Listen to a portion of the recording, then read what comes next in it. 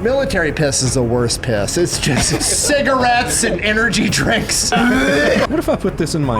Suspect has reversed into my car at about 30 miles an hour. No! Yeah. Free Redboxes for Unsub fans. Uh-oh. Brandon. Uh-oh, SpaghettiOs. Mayhaps a claw. You may have... Thank you. Oh, Mr. Cody got you a craw? A craw. Tangerine or what? Pulling out the Asian accent this early. Do you have a craw? No, you have the craw. Right, it's pretty Oh my God, we got to count down. Okay, 3, 2, 1.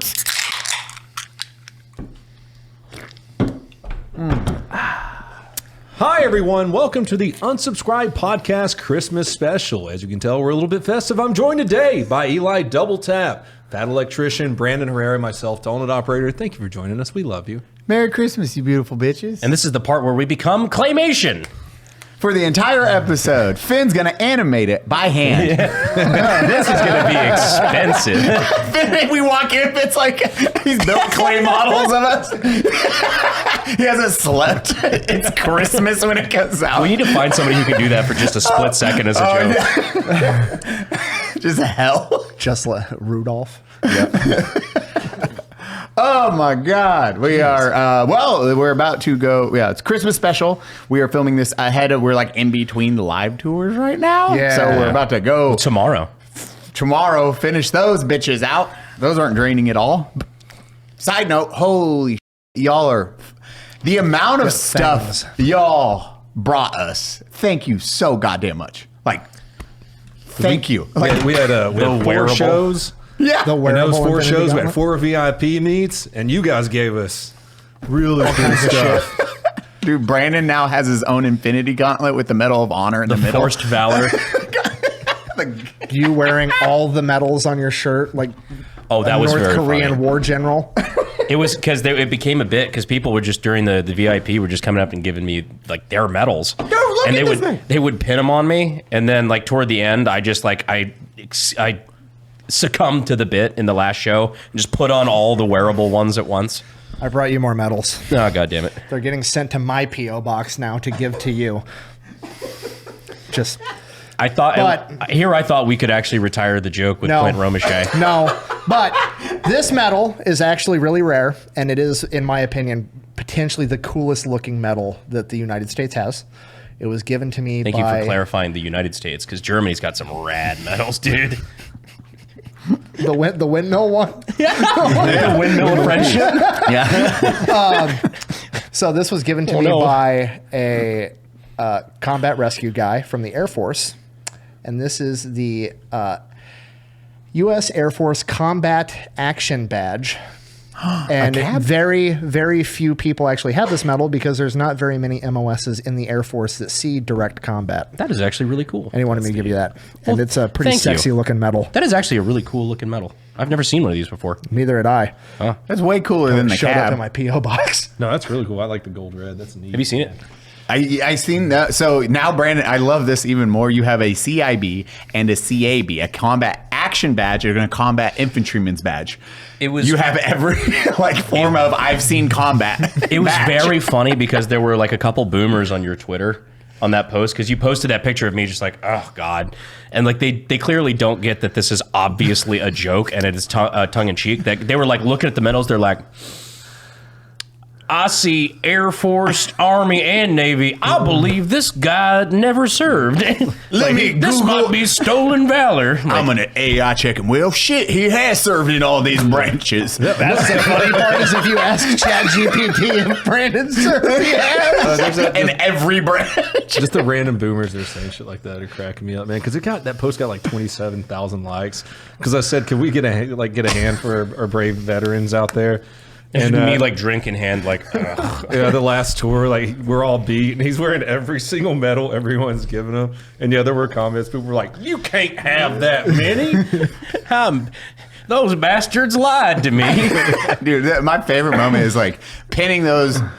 Shout out, what show? Can you look up the guy's name that did the Purple Heart unsub things?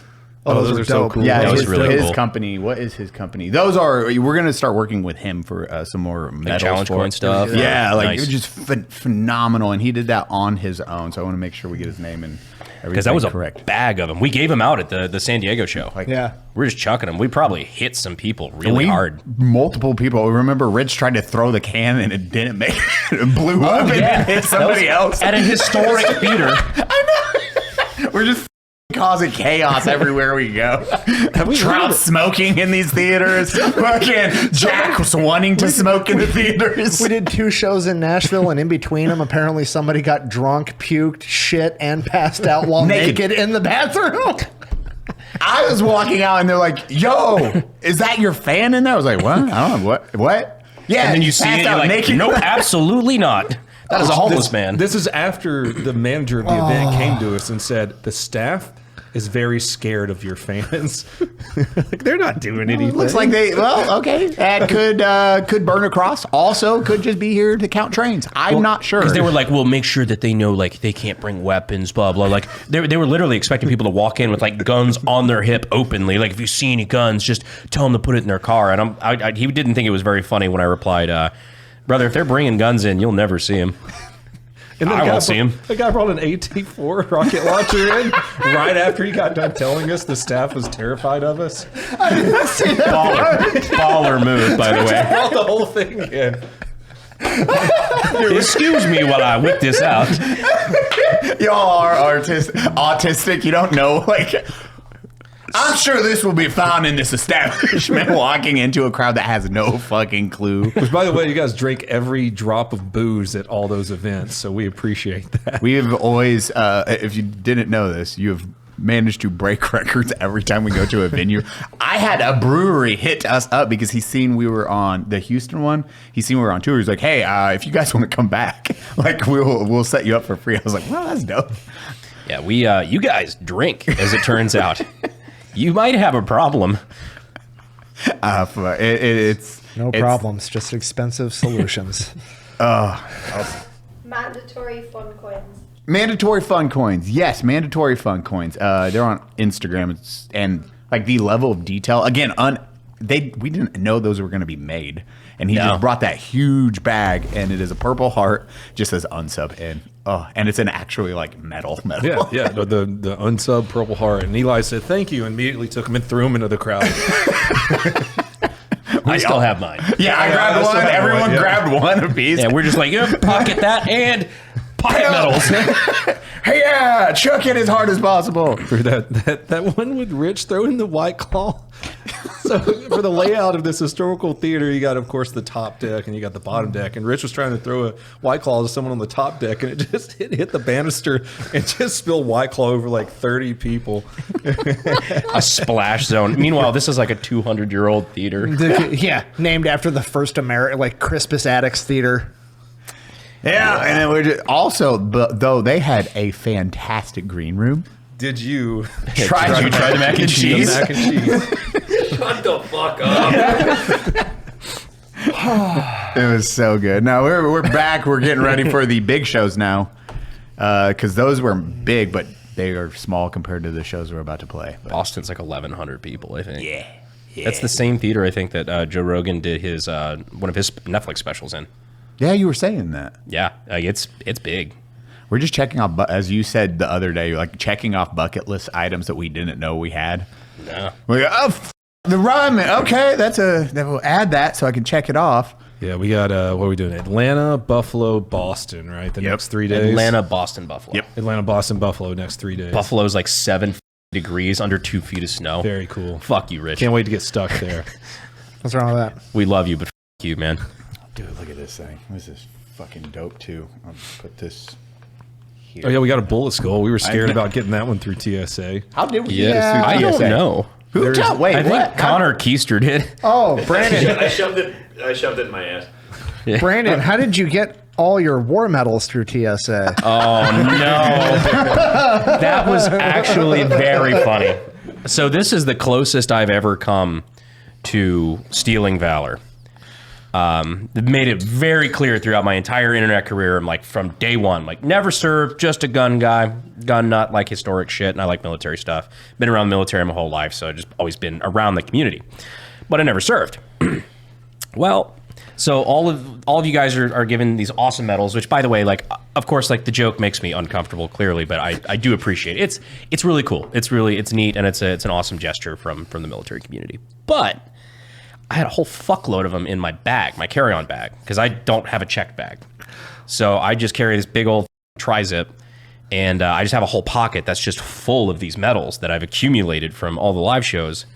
And we're going through TSA. It had to be like 50 of them, right? It was It was like a lot of like metal. a freezer bag full. And it was heavy, by the way. A lot of metal. To speed walk through an airport with, you're like, damn. But I go through TSA and my bag gets flagged immediately. I like roll my eyes. I'm like, great. Been through 4 airports already, and like they didn't have a fucking problem with it. So they looked through my bag and they unzipped the pocket.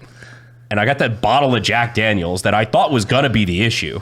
And this is like not a sealed bottle. This is like 3/4 halfway half drink. a pocket bottle. Yeah. Yeah, but And like it's a still 375. Like, decent, it's a pretty- it's a big bottle. It's a glass bottle.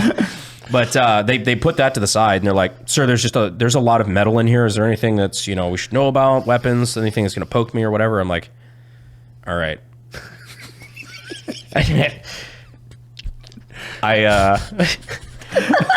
In my defense for this, it's a government employee. They're not people. I approved of this. She's got like this kind of condescending attitude a little bit. It's like, anything in here? Like, what's all this, the metal? Why do you have this much metal in your backpack? I'm like, oh, that pocket's just full of my war medals. Which is technically, it's not a lie, because those are war medals and they are now mine. Thank you, guys. She looks at me like kind of confused, like condescending, reaches in, grabs a fistful and goes, "Oh God." Puts them back, zips it up, gives me my backpack like, you're good to go. It's Jason Bourne. It was very funny. And meanwhile, we're all just hungover trying to get to the next place. But And then I get stopped for my fucking berserk figure. That was exciting. They tried to steal guts, buddy. Trying to cut guts open. Cut guts open. I was Yeah. like, oh my God. Also, thank you so much for the berserk figure and for the T. Yeah, I got the Fallout. Yeah, the power Fallout armor. I'll Yeah, put that's a cool. I'm gonna send Chase a picture of him and him hold. I took a picture of him holding both. my favorite part was because I was going through TSA with you at the time, and their defense for why they wanted to open it, because it's like one of those sealed collectibles. Like, you just don't fucking open these unless, you know, you just don't open them. What did they say? Well, there could be something inside it. We can't. Oh, we but can't check. Oh yeah. Why can't we open it? Well, scan it again. Or what'd they say? What was He it? said, You're gonna "Sir, I'm open gonna it have to anyways." You're gonna open it anyway." Oh yeah. Yeah. Yes, because homeboy pulled out a knife, clicked the knife open, and went to cut it open. I was like, yeah, no. I was like, no. He's like, why? I was like, cause that you give me money. I was like, you're devaluing that immediately. You're gonna Well, open it anyway. 20 minutes later, back and forth, and then they scanned it multiple times. We just, as Brandon says, like, you're gonna open it anyways. I was like, no, those stay sealed. We're not. Why can't we open it? Because it stays fucking sealed. It's collectible. Meanwhile, I hear none of this, but I am standing over with a couple of the girls and whatnot, like waiting for you 30 feet away, and I just see angry Tism Eli, where he's not doing this, he's doing like this, like, well, with a very aggressive posture toward this government agent. So don't touch it. And then they scanned it again and again. We did joke it would have been hilarious if that dude just put a Glock at the bottom. We didn't know. We're just like, just give me my fucking thing. It's just a Glock in it. It's like, oh yeah, that was my bad. Sorry, shouldn't have trusted that guy. I can explain. It appears I have been indignant while being in the wrong. I do declare. Meanwhile, I get my hands swabbed for bomb residue at every single airport because I can't lift my arm above my head because I had surgery. Oh, yeah. Oh yeah. Yeah, so that was exciting. Mental performance. We're gonna have these right now. Yeah. It's actually. Have you had these yet? I have, yeah. Dude, Magic Mind. It's actually healthy, and then it's turmeric, everything else. It's also subtly sweet. Lion's Mane wakes your ass up. Will I sleep tonight, Eli? Yes, at this time you Says- wait. What time is it? It's 6:30. You're good. You're fine. Yeah. 100% of your daily vitamin B12. So a little bit of energy in that. Cheers, buddies. Good thing I do 1,000. This has thionine in it, which is actually the rare thing. I actually like these things. These taste good. I didn't realize the thionine was one of the branched chain amino acids they started removing, and that's the best one for. Why'd they start removing it? It costs too much. Apparently, a lot. Really? They used to have it in energy drinks and everything like that. Big on nutrition, but they started removing that, and then across the board, most Americans do not get thionine in it, and it's one of the most important branched chain amino acids. Is that how you say it? Thionine? Yep. Oh, I've been saying it wrong. I said Yeah, no, not theanine. yeah. Theanine? I don't know. Eli, what's the code if they want to try this out and save some money? So the code is Unsub20. That's code UNSUB20 that gets you up to 48% off your first subscription or 20% off your first time purchase. You see him right. Minneapolis, dude with the AR got to come up to me. Almost got in trouble for that one because some new person was being fucking stupid. What happened? Where? I go up to Minneapolis? Minneapolis when I was coming fly. So like the one flight I wasn't with you guys, like on my way from Iowa because I drive up to Minneapolis and fly out. But I like go up to the body scanner. I was like, I physically can't lift this arm over my head. I just had surgery, but at this point I'm like wearing the shoulder immobilizer thing, so I'm like this. And she's like, okay, step to the side. And I'm like, okay, cool. I'll walk through the metal detector because obviously. And I'm standing there for like 5 minutes and I'm like, fucking, can I go? And then some dude with an AR-15 comes walking up and is like, so you're refusing to go through security? No, that's not what happened. I physically can't lift my arm over my head. And he goes, so you're not like refusing to do anything. I go, I mean, I physically can't lift my arm. Other than that, I'll do whatever you need. And he's like, give me a minute. And goes and chews this lady's fucking ass. You can't call me and say people aren't cooperating for that. Dude, Jesus, fuck. Jesus. TSA. Yeah. Did I ever tell you about the time when I was actually building explosives and then had to go through the airport that day? No. We were doing a demo course with Bast and a few of the other dudes. I think Clean was there. Oh, yeah. But we were doing a demo course down in like the southeast, and like that morning, I was molding C4 with my hands. We was like C4, C10 data sheet, shock tube, det cord. We were playing with fucking everything, and I'm manhandling it all. I go to fly out of this like small regional airport later that day because I got to go like film something or whatever. And they put me through the scanner or whatnot, and they're like, sir, you've been randomly selected. We're just going to swab your hands for explosive residue. Ruh-roh. And I told him flat out, I'm like, what happens when it pops hot? Because I will tell you this flat out. You know, I do this for a living. Well, I was playing with explosives earlier today. I don't have any with me, but I was handling explosives. And he goes, Muhammad. He literally says, I don't know. It's never happened. He puts he swabs my hands, put it in the scanner. It came back clear. And he's like, well, I guess have a nice flight. That's the secret. It's never. It doesn't work. 2319 from Monsters Inc. Just fucking orange monsters come rolling out. I know. You can't deny me from the flight if it's my job. Fuck you. They had, one of the guys before deployment went to sapper school, which sapper school in the military is just nothing but demo explosives learning. But you staff it in your backpack, so it's always in your bag. You're doing that. So when he went back to Washington, he was flying back from the class. That is one thing. His orders are the only reason he did not get detained because he was like, oh, because the bag went AWOL when they scrubbed it for residue. They're like, this is just nothing but like red, or however they visualize it. He's like, I have military orders. I just went to explosives or a sapper school. Please do not fuck me over. But yeah, I was like, oh, no, thank you, Mr. Brandon. You had Meanwhile, Brandon, last time we did live tours, you had a pocket knife. Oh, through yeah. like 7 flights and nobody noticed. Had like it wasn't like a little. It was a pocket knife. Knife. Yeah. Like nobody ever noticed. I didn't realize I had brought it on me with me to the first flight, and I was like, "Ah, shit!" Like honest mistake. I just threw it in my bag. whatever happens, happens. Yeah, que sera, sera. Like, fuck it. There's nothing I can do now. Yeah. They're gonna, if they catch it, I'll just throw it away. Yeah. But like, I either throw it away first or I see if they catch it. The entire live tour. Yep. They never. I'm like, okay.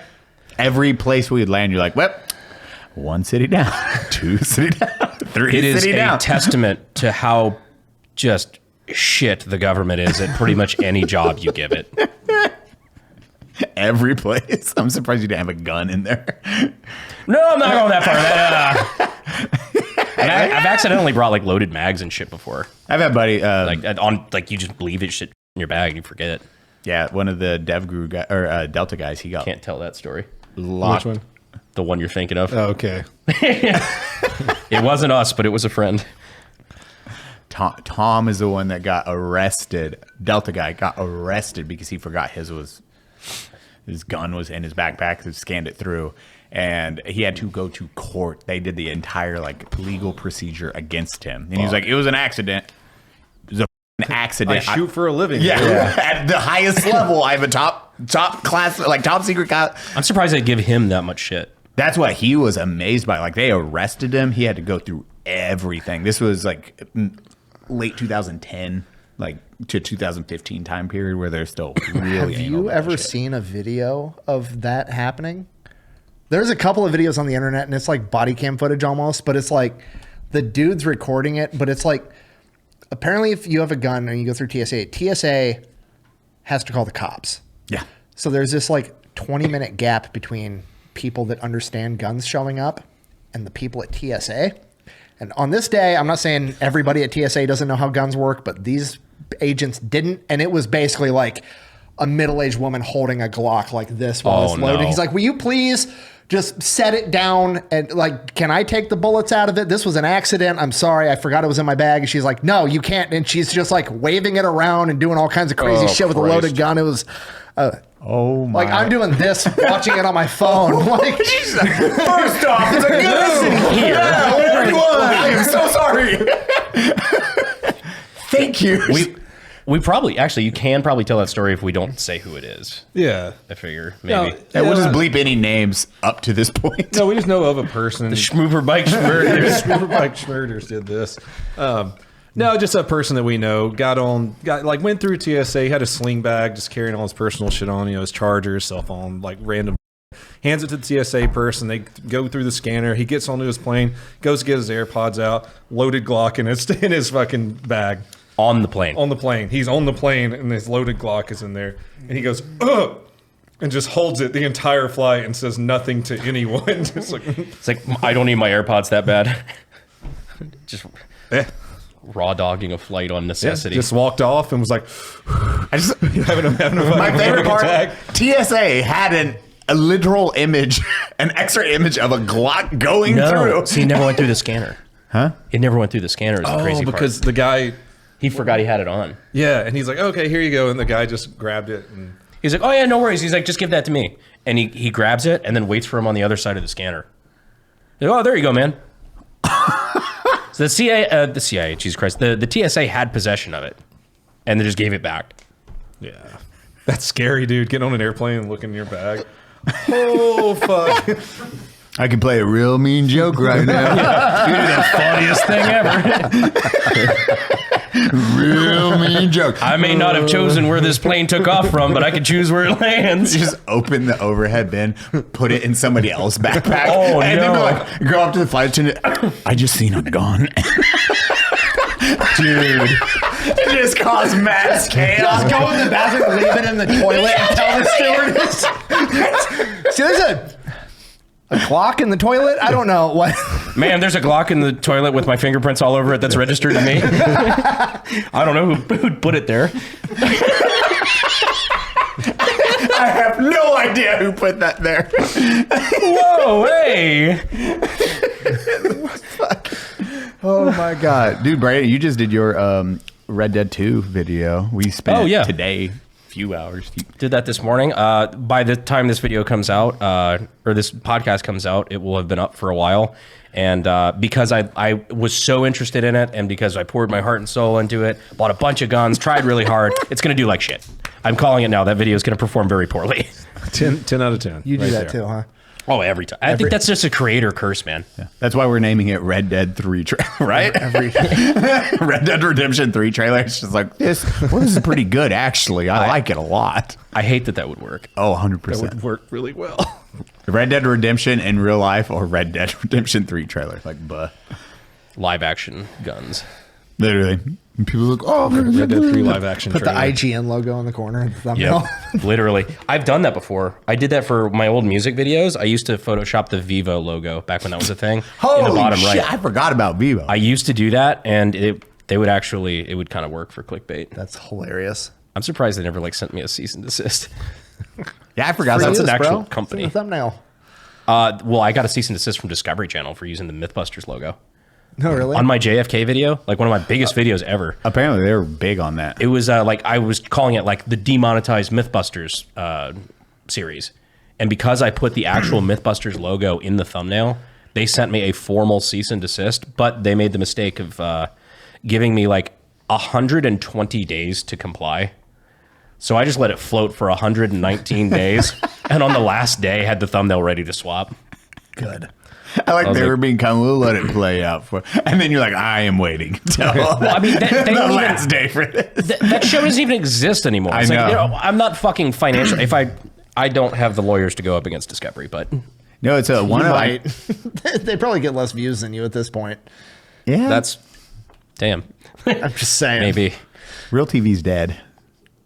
I don't know anyone. Are dying very quickly. Yeah, now. I don't know people that watch regular TV anymore. MSNBC had 38,000 viewers the other day for the day. Damn. That's Yeah. like a moderately successful Twitch streamer. I would be very disappointed at that. That is we fucked up. I accidentally uploaded this at midnight with the wrong name. I got more views than that when I did I that. know, that's what I'm saying. That was, yeah. If you're wondering, my 6'5" Creedmoor AK video didn't do well. Laughing my ass off. I woke my wife up. I was laughing so hard at 12:01. Because all of my friends, Cody called me. You text me. Aaron, admin, text me. Show was so sweet at like 12 midnight, like 1 in the morning. Show sends us a text. I think Brandon made a mistake. I was like, uh-oh. Next time what was that the happens, name? What was the please- name? Okay, that was fine. Please don't stop calling me. Because I woke up randomly. So what happened was, Delance, sorry, I got to throw you under the bus here. He was having some upload issues, so he tried uploading from his phone. But the auto default was a scheduled upload, which we never do. We always manually turn it on. turn it live. But it was scheduled upload at midnight. That's the default for YouTube settings, is upload at midnight. And so it had no title, no thumbnail. The title no, was it had a title. the title Great was title. all caps, or excuse me, all lowercase, Creed. With 7 E's. And just like a picture of me just like with the gun, the default thumbnail. I clicked on it and I was like, oh, he uploaded something on his B channel as a joke. Brandon Herrera, check mark. Uh-oh. Brandon fucked up. Oh, SpaghettiOs. I went to bed at like 11:30, about a half an hour before I knew this nightmare was going to happen. I'm asleep. I just happened to get up because the dogs need to go out. So like I get up, I walk over, like open the door, let the dogs out, go back. Why is my phone? It's like the video, Chase, please play it, of the fucking Ratatouille, like the guy reading the letter, like that was me IRL, 2:30 in the morning. Like fuck. I immediately like changed the title thumbnail, but it was too late to the save. damage was done. I re-uploaded it and that did worse. I vividly remember because that was the night I got monetized on Twitter for shitting on Karl Marx in one post. Really? Got 3 million views. Did a whole little bit about how Karl Marx is buried in a private cemetery. Yeah. And said, he could have been buried in a public plot for free, but no, him and his family chose to have him buried somewhere else, private, in Highgate Cemetery, where all the famous rich people get buried, because at the end of the day, he still thinks he's fucking better than you. And the amount of people that were so pissed off was hilarious. Just like how you have to pay to see Lenin's grave. The best argument that they could come up with, you don't know that Karl Marx wanted to be buried there. Oh, fuck, sorry. Frederick Engels, his best friend that was there when he died said we should bury him here next to his wife. I wonder who chose to put her there, by the way. And then all of his family agreed, you're right, we should put him there. I guess we don't know what the fuck he wanted. Like, It's like they just chose a random spot on the map and they're like, yeah, there. Oh, rich people cemetery. I just love with fucking communist people. It's like, if you don't have video evidence of him saying that, I'll never believe you, regardless of how much common sense points to that being the truth. Just like Che Guevara and the gays. Oh, God. Yes, just like that. Yes, Jimmy, just like your Game of Thrones.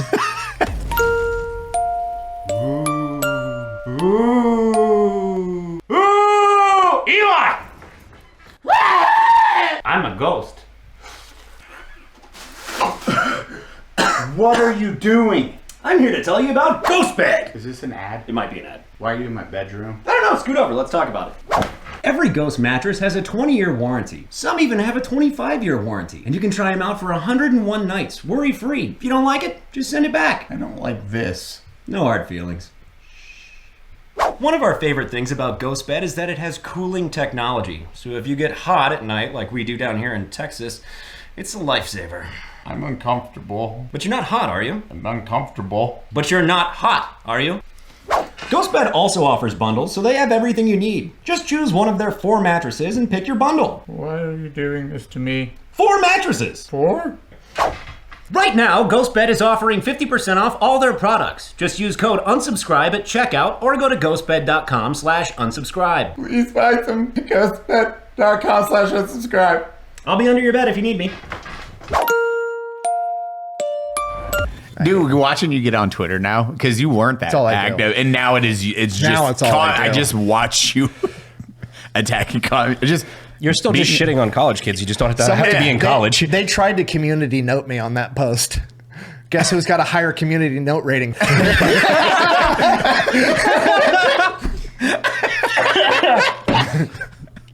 Oh, God. the amount of just like, and then that post went on like already. It's They still went going. everywhere. I was like, oh man, there we go. And you got monetized because of that one thing. You need to get 500,000 impressions in like 30 days, and I didn't have that anywhere near that. And that post got 3.1 million in like 40 hours. So like, Yep. So because communists don't like that you make money, you're making more money. My next post is a screenshot of the invitation to get monetized on Twitter. It just says, hey, I'd like to thank you, all the communist college kids that have been bitching about my Karl Marx post. You guys single-handedly got me monetized. I appreciate it. You've done something successful for once. Oh, God. It was beautiful. I'm so proud of this community. watching everyone on Twitter, I'm like, oh, fuck. Dude, Twitter is like all my friends I just watch. That is just a scrapyard. It's the Thunderdome, dude. Yeah. I log in, I'm like, oh, man. I'll send this to you, Chase, but did I show you I have actual footage of Cody shitting on people on Twitter? We probably can't include that. Where is this going?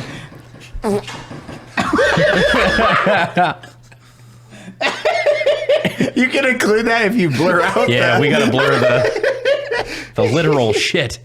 How do you do that? That's gotta be staged. That makes it worse. There's a dude sitting on the toilet holding a turd. He's like, now. That's way worse if it's staged. I'd rather that dude just be able to shoot a turd out of his butthole 7 feet and How land. do you learn you can do that? You have to practice that. The first time I met Micah, he showed me what he can do with an ice cube. So That's true. I'd known him for like 35 minutes. He's like, you want to see me shoot an ice cube out of my butthole? Have we talked about that on the podcast before? I got that video. I mean, it was like straight line till it left the camera frame. Ballistic high Watching the trajectory. What else do you watch? Bryson That's Adams. the least scary thing to watch. His wife filmed that video. His wife is the one who filmed that video. If I found I could do that trick, I would never tell a story. The Pacific die with me. Northwest, dude. What do you do for fun in Portland? Watch. Put up some How do cans. you learn that? You're just looking at it. You're about to pour a Coke, and you're like, "What if I put this in my ass?" I wonder how far I could shoot it. I wonder if it's like, oh, that's Cody. It's shot. It's like, Oh my god, honey, get the camera out. my boy's got the camera. Yeah. Speaking of Portland, where the fuck did hipsters go? Wait. Communism first. Oh God. Oh, exactly. yeah. I think the communists killed them all. Nick hating on these shoes. We spent blood, sweat, and tears. Other people's blood, sweat, and tears. Money. making these. Colombian children's blood, sweat, and He did tears. not wear them a single time. Nick, open it for them. Open it. They want to see these. These are a one of one. We did this on the live show, right? We did this Yeah. in San Diego. I hate all of you. I think they're pretty cool. Dude, those are actually dope as shit. And what does it say on the spine? I heart communism. Look at all the little hammer and sickles on there. So cute. It reminds me of the shoes. If anybody's seen the music video, obscure reference, but Love the Way You Move. The little animated one with the dancing Soviets. That's what it looks like. What is that? What is that? What is that? Go ahead and A plug it in your tracker? computer and see what it does. No one. This has been mine. What the fuck is that? I'm gonna open that up and see. Fentanyl. Oh, shit. But we made some. Nick, he got I love communism right here. Got the look. And the most dope. I hate how good these look. Hunger though. Force Ones. They look like McDonald's shoes. It's the Air Diets. Yeah. We had those made. He didn't wear them a single time. Surprise, surprise. I feel like you knew that was going to happen. 100%. We bet on that. We're like, he's not probably going to hate them, but the reaction Not was even really in California. Good. Nope.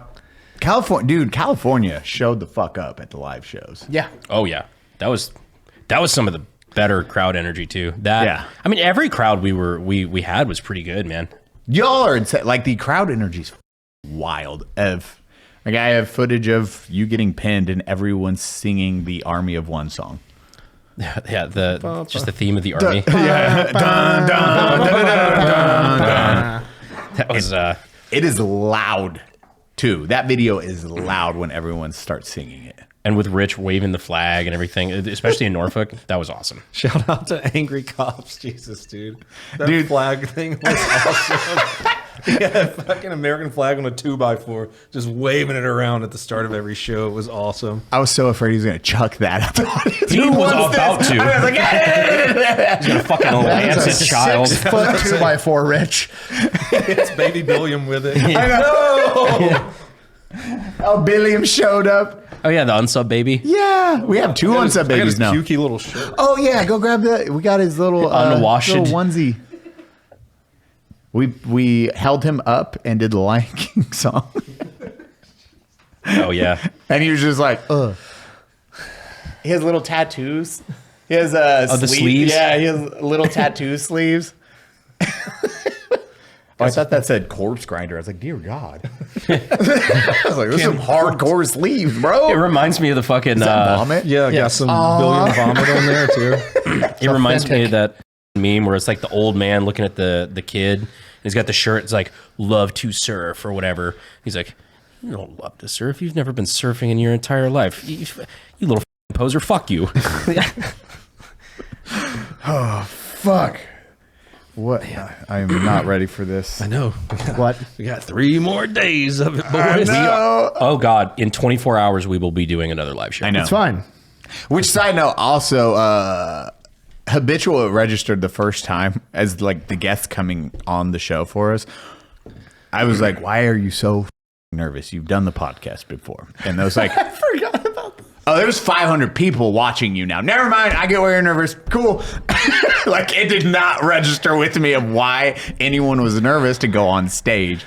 Because he was like, I was like, what is up with you? I'm nervous. It's like, you've been on the fucking podcast before. Why are you? Oh, there hasn't been 500 people looking at you. That's hilarious. That was yeah. That was rough because that was also at the end of our tour. We had done like 5 shows in 4 days. We'd been drunk for 36 hours straight. Longer. Nobody cared. And we went to Nashville a day early with the girls. Yeah. So fuck, we were like, it was just a long time of binge drinking, barely sleeping, barely eating because of the schedule. Like we couldn't really eat, traveling like fucking Norfolk to San Diego for a show. Like literally across the continental United States. Like I cannot say it enough. The team, like from show, Jake, fucking Connor, Finn, Chase, everyone, and then the guys covering down and helping the amount of work that goes into even like 4 days. It is, hey, we are waking up today. We are now flying. We are landing. We are going to sign 75 the first time, 150 Go posters. to the hotel just to check in, throw your shit on a bed, and then leave for an Uber immediately after. Signing 150 posters, doing the VIP, eating with 30 minutes, then you're going on stage. And the first show, we had to go back to back. Then it's off the stage, VIP, that closed down. It's like 6:20 in the afternoon. It's like, okay, time to scarf down your first and only meal of the day. We're never doing 2 shows in a day. Fuck, no. But it was really funny because there were several people that had tickets to both shows, and they're like, second show is way better when you guys were blackout drunk. You guys went hard on that second show. Raise your hand if you remember the second show. All right, well, there you go. Great time. I thought at least one of you. No? Really? It was, dude, Fuck we me. were, everyone Yeah. was. It was a lot of drinking, and then it is head back to a hotel. We didn't even do any after. It was the last night we hung out in a hotel room. Like all the last nights we watched it, we would just sit in the hotel lobby, drink, eat, watch the fight. For the most part, no. San Diego, because that was the live. Yeah, Logan Paul versus Jake Paul versus Tyson. Us sitting in a was hotel Norfolk. room lobby.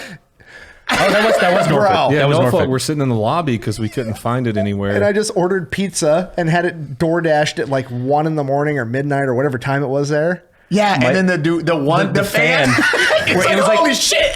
He's like, oh my God, are you? And we're like, hey, good to meet you. Sit down. You want a piece of pizza? He just had watched and ate with us. He's like, this is dope. His little kiddo. So we were being respectful. We're like, hey, yeah, all y'all get some pizza. Well, I like assumed he was like at the live show and just coincidentally. No, he's like, oh, I didn't know you guys did live show. No, I just know all of you. Just like running into us at 1 in the morning. Oh, that's right. Because on a none of the computer monitor. none of the TVs had Netflix, so we went down to check your email fucking computer in the lobby, and like we had to keep logging in every 30 minutes to watch the fight. Yeah, every 10 minutes you'd have to like move the mouse because it was like you're getting logged out. It's like, no. Okay, it's good. Keep it going. That's the shit you remember. But back to back, it was wake up, fly, land, do that. And that was 4 days straight. And then by Never again. Dallas, we woke up, we slept in because our flight was later. And then we were like, go home. And then we didn't talk to each other for... I was like, Till now. Nah. Actually, Yeah. Well, special case, but I needed like 2 to 3 days to recover from that. That was, my body hurt. My blood hurt. My social battery was dead on hour 1. Shaking that last day. I was not okay. Like that night, I was having like a blood sugar issue or something. Like my body was just like, stop. Like The Dallas flight home, you were like, your sunglasses were on in the airport. You're like, I'm not okay, Eli. You just sat down. like, and my favorite part is I left my fucking Raycon everyday earbuds. No, I left my earbuds in the hotel. So I just raw dogged that hour flight home from Dallas and just like, man, I don't care anymore. Just I'll take 2. And Cody's just vodkas, just put them here. you see how much space there is on this tray? I need those That spaces much. filled. Yeah. man, Are you ready? Babe, let's bring out Big Daddy. Love that idea. Who wants better sex? What'd you do with my wife? Don't worry about that.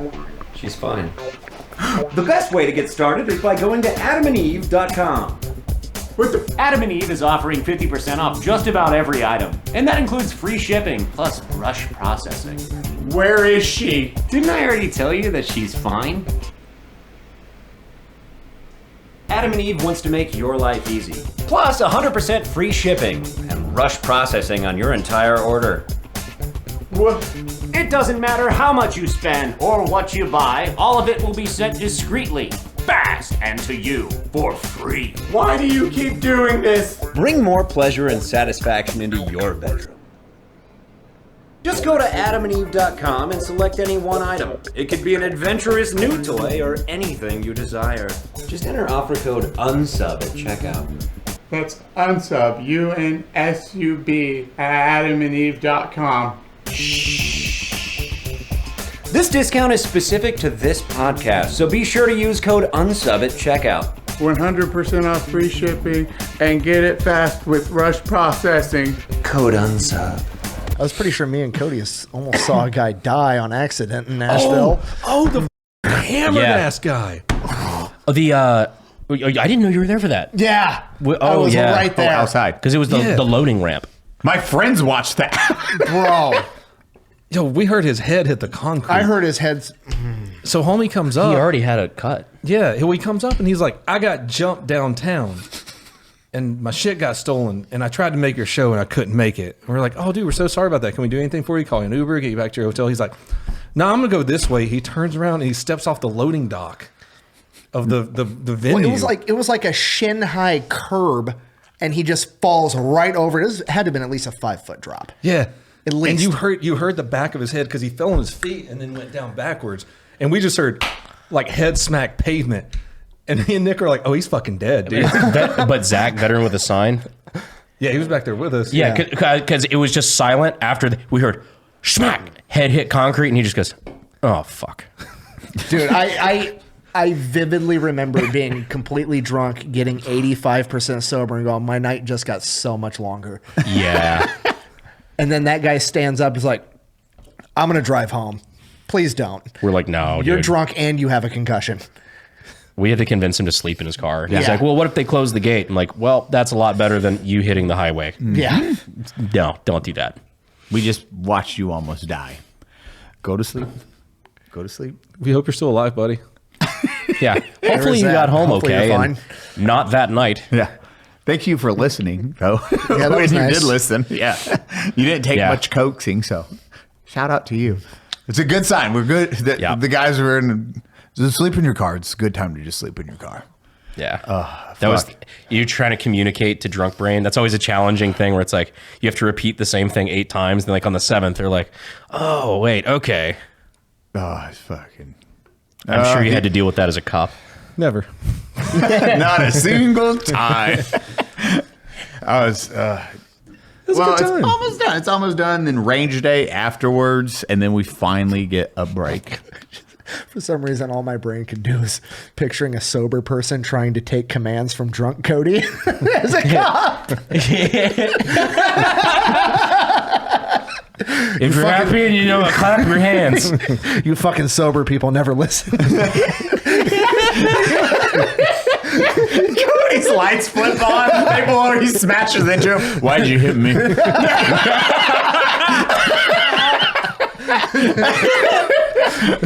Sir, you hit me. Are you resisting arrest? Suspect has reversed into my car at about 30 miles an hour. Suspect is running. Cody's driving backwards.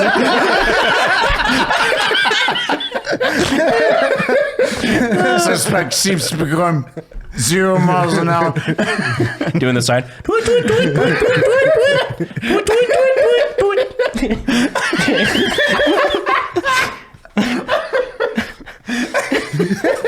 Sir, have I been drinking? Or have you been drinking? Let me start again. Let's this up. I'm going to tell you my ABCs, sir. ABC. DFG. Oh, man. God. Well, range day is going to be a blast. We have that. That would have happened by now. Oh, yeah. That did happen. Huh. Hopefully nobody died. Wait. We'll talk about it. Yeah, this is coming on afterwards. So it's that hard one. We're like, shit. Hopefully everyone had a blast. We got a lot of cool people coming this time around. Like some bigger celebrities possibly than we've ever had, which is going to be rad. It's getting massive, and shout out to you guys for like how organized it's doing really good. It's awesome to see that growth. It has been a wild 2 years, and next year's gonna. Your shit you're doing right now, I don't know what we can talk about at this point. I don't even exactly. That's not that, but I can say that I've had a lot of calls with a lot of people. By the time that this episode airs, this is anything I know is so outdated. It's not even funny. But yeah, it's fucking 3 weeks out, 22 days. It's gonna be hilarious when you're like VP. 3 weeks in the future. Never. But no, I've had some interesting conversation with some people, and it's just it started as a meme. I didn't even put my name out there for it in the beginning. It naturally happened on RFK's like nomination website, and it just got traction. And then I gave it a little gas, and just to have at any point been actually seriously considered by the transition team is a huge honor, and that's cool. And I owe it a lot to you guys. It was wild watching that during the live show. Again, I don't know how that happens. But last live show, I was having to leave, take like important campaign calls and shit. This time it's like, fuck it. I can't say who it is, but. And the next live show, actually, we haven't announced the next live show. Chase, we might keep this. We're waiting till we get numbers back because it's that's right. Communicating for us. Very bad. But next live show, you're actually going to be at the inauguration. Can you say that? Yeah, the inauguration. We will see. We'll see because it's difficult. I'm going to try to make both because I'm looking at it. There's a 3-hour time delay, so I'm like, all right, if the inauguration's at noon, it might be able to. Okay, I'll see what we can do because we have the other Unsub Live show that we're going to be doing at SHOT Show this year, which is really exciting. Yeah, January 20th at the Venetian. Yeah, right after the Gundies. So we're going up as like a double feature.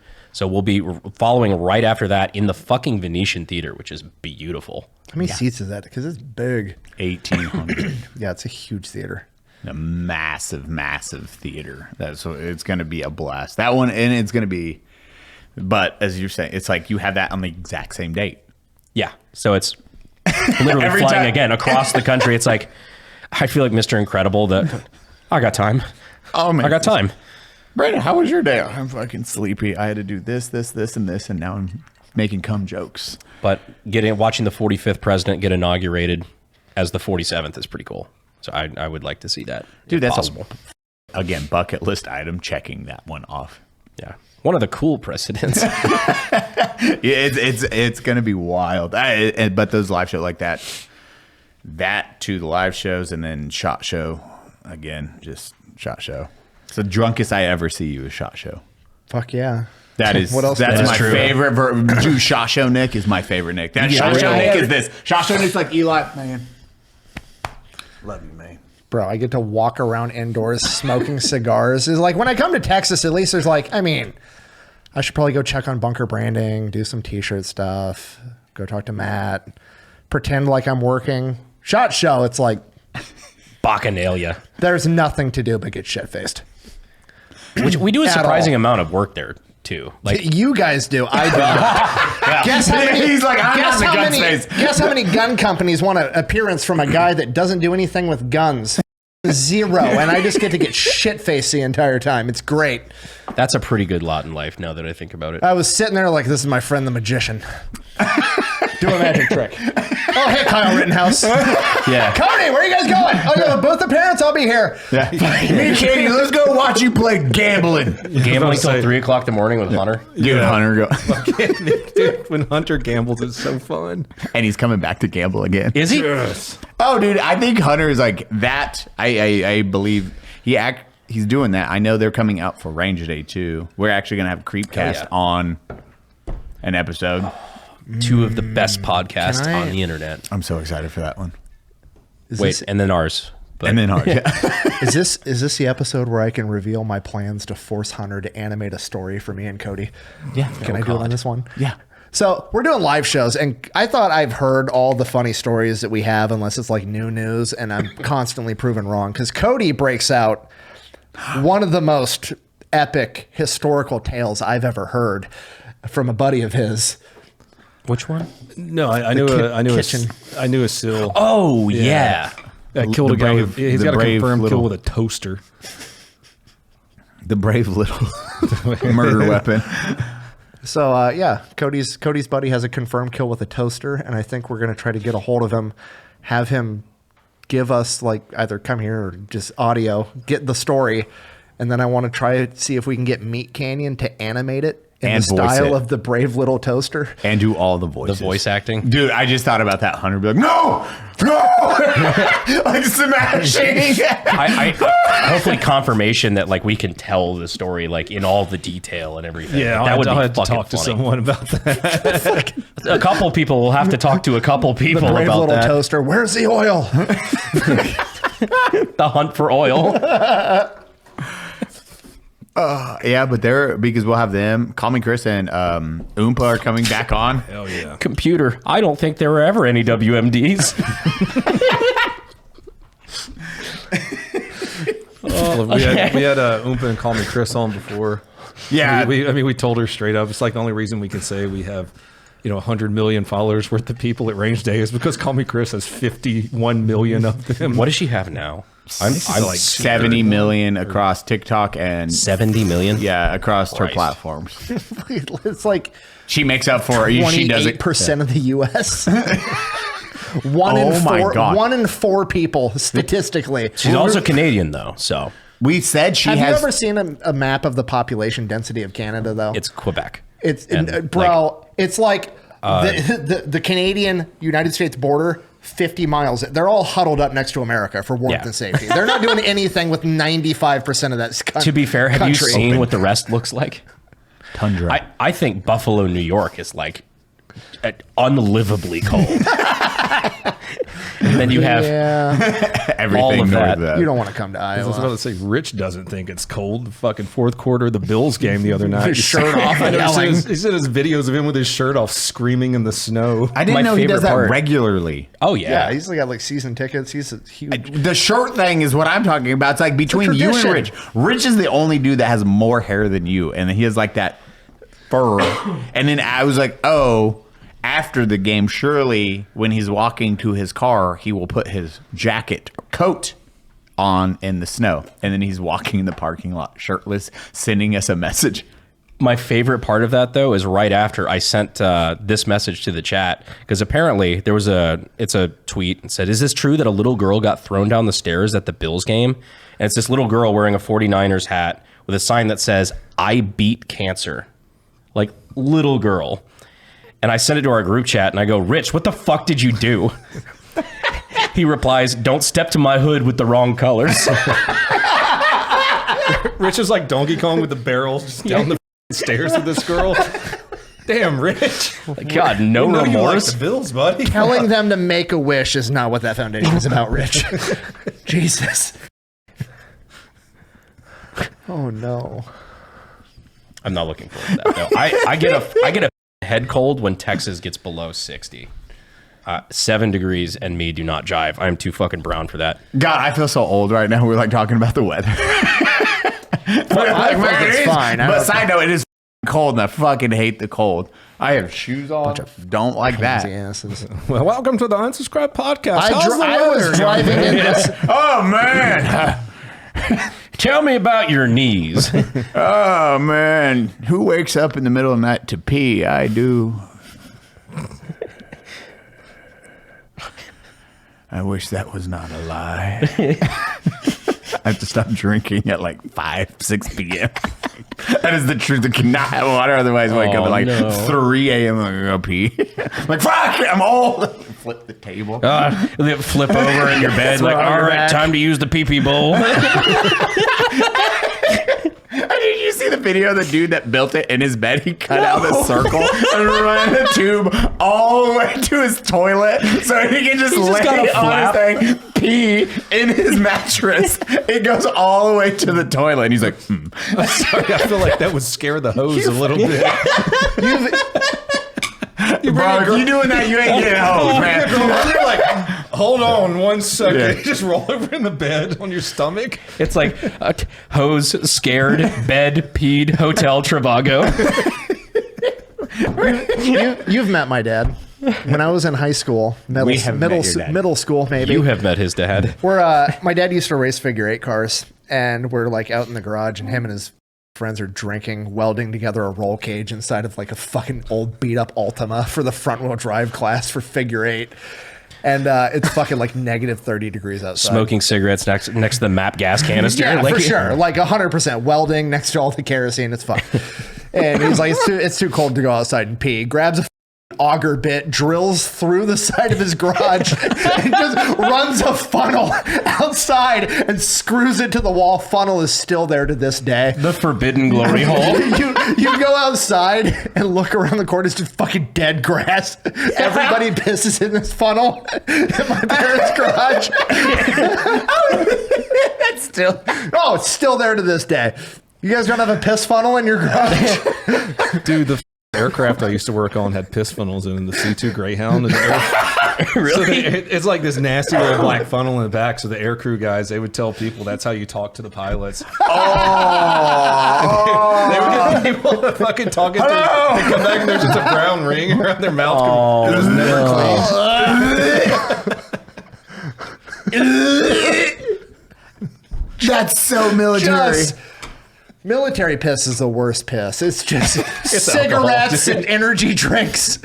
And MREs. Nobody's hydrated. Whiskey you'd been drinking till 6 a.m. Bad coffee. I would speculate a military piss funnel is the only time you're worried about clogging it. Like you're that dehydrated the entire time. Molasses going down the tube.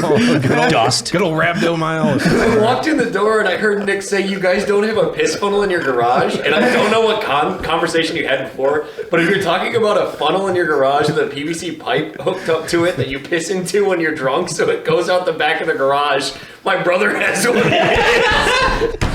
That is just a Midwest thing. It's so fucking cold outside. You just turn around, you keep the conversation going, you piss in the piss funnel, and it sprays out the back of the garage. Hey, you guys don't have that? Mom, the neighbors have a piss funnel. We have a piss funnel at home. You don't want to whip your dick out when there's a -20 wind chill. See?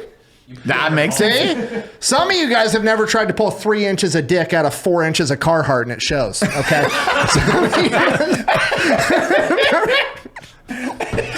New Fat Electrician T-shirt right there.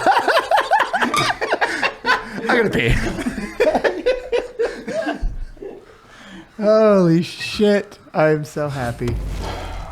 All alone? Now time to trim the old pubes. Hey there, beach babe. Are you ready to soak up those summer vibes and get the perfect beach bod? I don't have pants on. Yeah, I noticed. Well, you're in luck, because our friends over at MANSCAPED.com have you covered from head to toe. With the Performance Package 5.0 Ultra, they'll have you looking and feeling good this summer. Trust Manscaped to unlock the confidence you need to turn heads this summer season. Join the 10 million men who already trust Manscaped and use discount code UNSUB at checkout to get 20% off your order plus free shipping. Let's make this summer your smoothest one yet. Keep your ear and nose as tidy as your hedges. With the Weed Whacker 2.0 ear and nose head trimmer, you'll be looking classy as ever. The updated Lawnmower 5.0 Ultra groin and body hair trimmer got a summer makeover. It's waterproof now for all those times you need to shave your groin or body hair at a pool party. So get 20% off plus free shipping using code UNSUB at manscaped.com. The summer sun is here to stay, so trust Manscaped to keep those pubes at bay. So Eli, tell us about your West Texas piss funnels. There's 0 pistols. Now we got holidays. We had a good Thanksgiving. Oh shit, cool. Dude! There's so much time. Like it's like we had Thanksgiving. We had. I mean, Thanksgiving. You had everyone at your house. You had an awesome. Thank you for hosting again. You cooked. You threw down on some turk. Yeah, we did some turk, some ham, all the fixins. It was pretty good. My parents came out. It was a good time. We all had a good time. Yeah, you don't realize how much time is in between these podcasts because we dialed up. We had like 5 of them in the pipe. Yeah, we had a shit ton in the can. Like, so we knew we were going to be doing the live shows, so we like filmed a ton before leading up to our first tour. So just so we can get an actual because again, live shows it's like, we got to do that. Okay, we'll do this, and then Turkey Day happened. We all had a blast. All hung out. Cody cooked. I made beef stew. Just beef stew. Rad. Thank you guys, by the way, because it was a very fun Friendsgiving. I obviously appreciate all you guys as friends, but also my woman left for like 3 or 4 days, and so like those leftovers. That was my dinner for like 2-3 nights. Dude, Awesome. Dave and Show, when we dropped Dave, I was like, oh yeah, everyone gave you this. Because we provided them like at 2 months worth of food, I think. Dave was like, what? I was like, you need help? It was like 18 pounds of food. Oh, goddamn. Yeah. I didn't see how much. Oh, no, we were just piling it up. Like, Yeah. give it to Dave and Show. You guys had a whole ass pie, right? Dude, yeah. I had like 3 days of leftovers. It was amazing. Hell yeah, dude. 18 pounds of food, 3 days. Like, fuck. 6 pounds a day? They're cats. My girlfriend's extremely Mexican mom who speaks a little bit of English made tamales for everyone. Oh, you're starting to say it with an accent, dude. Dude, the tamales were so She's got a good. nice Tamales. And they were from like Mexico tamales. Like, Yeah. I was so happy. This shit's We good. got a little bit of every culture on that one, dude. It was awesome. Aunt did not speak any. I was like, yeah. I was like, ¿Cómo estás? And she's like, "Ba-da-da." I was like, oh, my language ended at That's it. ¿Cómo estás? And me llamo Eli. I was like, now I'm struggling to understand. Yell at me and I got it. A But little bit of Mexican food, a little Asian food, a lot of American food. There was an empty plate, so Ethiopian food. Yeah, the communism we had dish. Yeah. First of all, Thanksgiving, it's all Indian food. Okay. Second, Feathers. yeah, feathers, not dots. Ain't no curry in my house on Thanksgiving. What'd you do for Thanksgiving? I just go to my parents' house and eat a bunch of deviled eggs. Is that all I they don't- cook? Bro, it's They have an Thanksgiving. Like, 18-pound look. Whereas in the deviled egg. Midwest, we call it Thursday. Look, Here's the 18-pound deviled egg. look at me. I overeat every day. Like, it's not fucking. It's just not. It's not a holiday It's to in me. your It's name. Thursday at my parents' house. Like, it's all it is. They don't call him the reasonable consumption electrician. Yeah. Fucking. Finally, fucking an excuse for me to eat too much food. Whatever. It's the same shit. It's fine. Shout out to Connor for making the best deviled eggs. We are going to talk about my green bean casserole, bro. Green bean casserole is good. I ate it yesterday. Very good. Hear me out, guys. What if Unsub had a piss funnel? Connor, get the drill. It's Texas. It's just going to get hotter inside. I hope we get the fucking Henry Cavill's on the podcast. We got a piss funnel. We got a piss funnel, big of all the people. Hey, you want to use a piss funnel? Of all the people that would be completely unfazed by a piss funnel, the dude that's obsessed with Warhammer 40K is 1,000% on the list of like, It's the first yeah, thing. I'll piss in the funnel. It's the first thing he does when he walks in the house. He just goes and uses it. But I feel like he'd be so polite about it. Excuse me, gentlemen. I like the scenario wherein the toilet is closer than the funnel on the wall. We have indoor plumbing. We're not savages. Just like we would have one and have to explain that to guests. Jesus Christ. The girls are outside. Just the head of a wiener. We look through. Get those tongues out of there. They installed a delicious beverage on the outside of the Unsub house. Oh, God. Girls, he's finally pissy. Oh, God damn it. Where do we go from there? I don't know. Hear me out. Let's abolish Social Security. Jesus I'm game. You mean the literal Ponzi scheme? Yeah. 100%. No, I did. That was my next frag grenade into Twitter. Yeah. That's the one. That's why I was like, wait, why? I was like, oh, and then you get to see everyone's like, blah, blah, blah, blah, blah, blah. My favorite was like the top one's like, it's not taxes. It's like, huh? What?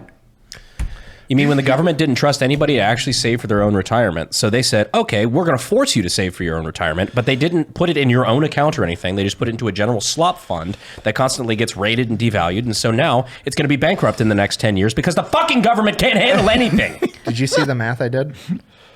No, please enlighten me. The average person pays 6.2% of their income into Social Security their entire working life.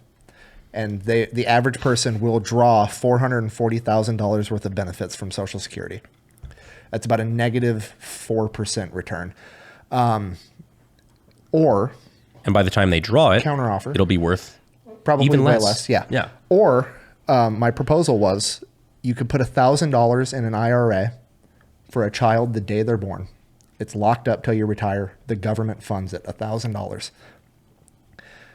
If it just goes off the S&P, 10% historic average S&P, it's going to be worth $490,000 by the time they hit 67 and a half or whatever the fuck retirement age is. Mm-hmm. So you get more money for $1,000 to fund the program. It'd be $3.5 billion a year, which Social Security is 6.2% tax on income. This would be 0.03% tax on income. Or you could fund just the be, entire program. or you could just be a responsible fucking adult and do it yourself. I understand what you're saying. But for some reason, I live in a society where people that don't know the difference between, I don't know, like profit and loss and income and revenue get a vote that counts as much as mine. So I have to come up with fucking Well, that's plans. the next thing we should abolish. Just saying. What, old people? Suffrage. Yes, we should abolish old people. We just abolish old We people. just start. Look, have you ever seen that movie Midsummer? I slapped my you stopped at a very- I was like, oh, I got your word. I got you. We'll do the Japanese way, where they just walk off into the forest. Yeah, dude. This great documentary I watched called Midsummer. When you hit 70, you jump off, you hit the rock, and if you don't die, there's a giant mallet man at the bottom. The giant mallet man. I know, when you're like, oh, I missed the rock. The mallet man. Nick's the mallet man. Bonk. It does make that funny sound though when you crush their skull. I've got a 5-pound sledgehammer with a dog squeak toy on it. Bonk. All the kids laugh. It's a good time. Yeah. It's a picnic. Oh, no. Everywhere. It's a Gallagher show. You need to tape one of those. Everyone's like, You need to tape one of those the rubber chickens to it as it comes off. Nana, sorry. Dig the hole. What is it? Futurama, where Santa Claus just comes and kills you when you're 65? Wait, what? Is that one? The robot Santa? Yeah, Robot Santa comes and kills you when you're like 65 or whatever. And they have to go and defeat Robot Santa. You've never seen that? No. Yeah, they have a whole episode because he's going to come for the old man. I think it's so much funnier the way you described it, as if it was just a known thing. That was such a he doesn't know about the 3 seashells. Yeah. He doesn't know about the Santa? You don't know Robo Santa comes and kills you when you're 65? Everybody else in the room knew what I was talking about. Did they? That's my favorite fucking TV show. One person knew. I knew what he's talking Yeah, about. see? Oh, what? Okay, Andrew never explained mind. to Fry what's happening. Well, it's happening. I've never heard of that. That's hilarious. Have you ever sat down and watched Futurama? Like, I've seen a few episodes here and there, but I've never sat down and actually watched the show. I've watched the dog one. Oh, everyone knows the dog. The one. dog It's one's the saddest fucking God, thing yeah. there's ever been on television. Brutal. Seymour. Yep, Seymour the dog. Jurassic Bark. Yeah, Jurassic Park. That's it. It's Seymour Butts is the name of the dog. the most brutal episode. We get. It's just sad, irredeemably sad. There's no punchline. No. Wait, man, I was. We started watching Shogun, and there's another thing I wanted to. Oh, did you watch your new? The League of Legends one, or this? No, Arcane. Yeah, did you watch Arcane? I've never seen Arcane. You no. watched Cyberpunk, and they're the Cyberpunk anime is fucking great, and I'm not an anime fan. No, you got me onto that one actually. That one's fucking amazing, and then what's the other one? Titan, Attack on Titan. That one was really good. I like that one too. Oh yeah. That's as violent. I know that's like one of the most milk toast beginning of the iceberg animes, but I enjoyed that one. I like Dragon Ball Z and Avatar. Damn right. Avatar's good. I love how upset people get when I call Avatar anime. I don't care. I call it anime. Why would it not be considered? Because anime? it's made in America, so apparently That's it doesn't count. Dog shit. That's kind of when what I said. American made in China, we still call it by the You same didn't name. mind watching it on a TV and a cell phone, which was made in America, motherfucker. No. It's like, a TV made in China is still a TV. 100%. 100%. I don't even know. What do you guys? Next, you're going to tell me King of the Hill's not anime. Fuck you guys. I saw somebody did a YouTube video essay about why King of the Hill is the best American anime. I mean, it's factual. Dude, hold on. Have you seen the Japanese dubs of King of the Hill? Oh, I wasn't. No. Did you see the Warhammer 40K German scene? You're like, man, Sounds Warhammer a little- 40. This hits a little different. It's a little Reiki. Yeah, he's yelling at the soldiers, and it goes hard. You're like, whoa, that's just German. It sounds really bad. A locker room football pep talk in German would sound a little Reiki. There is Anime King. Let me see. Makes the French nervous. Have you seen the, like all the Warhammer 40K, like animations and shit? Oh, wait, that's not it. There's one. A dude's been recreating like American, like SpongeBob, King of the Hill, and like high detail Japanese anime, and it is gangster as fuck. I was like, oh, I can watch this, and they were like 10-minute episodes. I like it when artists do stuff like that. It's kind of fun. It's kind of like the way Meat Canyon started. Yeah, like where it's just like he wasn't like a big YouTuber or anything. He was just like an artist who liked drawing cartoons and stuff, and it naturally got there. It's kind of fun. He just so happened to be ridiculously talented and Yeah. with anime, with Hilarious. voices and being funny as shit and everything else. And his creativity is like not to suck his dick too hard. No, he's just like one of the most naturally funny people I've ever met. Yeah, me too. And for sure. On top of that, he can draw, he can do cartoons, he can do the voice acting. Like, just a very talented guy. Yeah. And very unassuming. You know, He gave us a shout out. Thank you for the shout out on Military Bros. He showed you. During the one episode where he's talking about like friend groups, like the friend groups. Yeah. I showed you guys that because we were on the live tour and I was just watching it on my phone about like the worst friends you could have, like Military Bros. And it's a picture of Brandon. Yeah, it's me with the M60 or something like that. I was like, yeah. And he's just like, he basically is like, I just feel like I'm just picturing the host of the Unsubscribed podcast. He's like, I know, I hang out with him, blah blah blah. But he is like, dude, his content. I love watching how big his second channel has got. And that shows it's just time, effort, and then also he gets to do what he loves, which is create those creatures like his new stove. Oh yeah, his little animatronic creatures that he has on there. He's got the computer and the stove now, right? Yeah. The mouth on the stove. The Colonel Sanders is. Oh, his the Colonel Sanders character Yeah. that he has come in and out of some episodes is so good. He's been knocking them all out because now he does the taste testing, the stove. That's like talking back and forth is some of the best humor. It's like, what is that hole? That's my front hole. That's my front hole.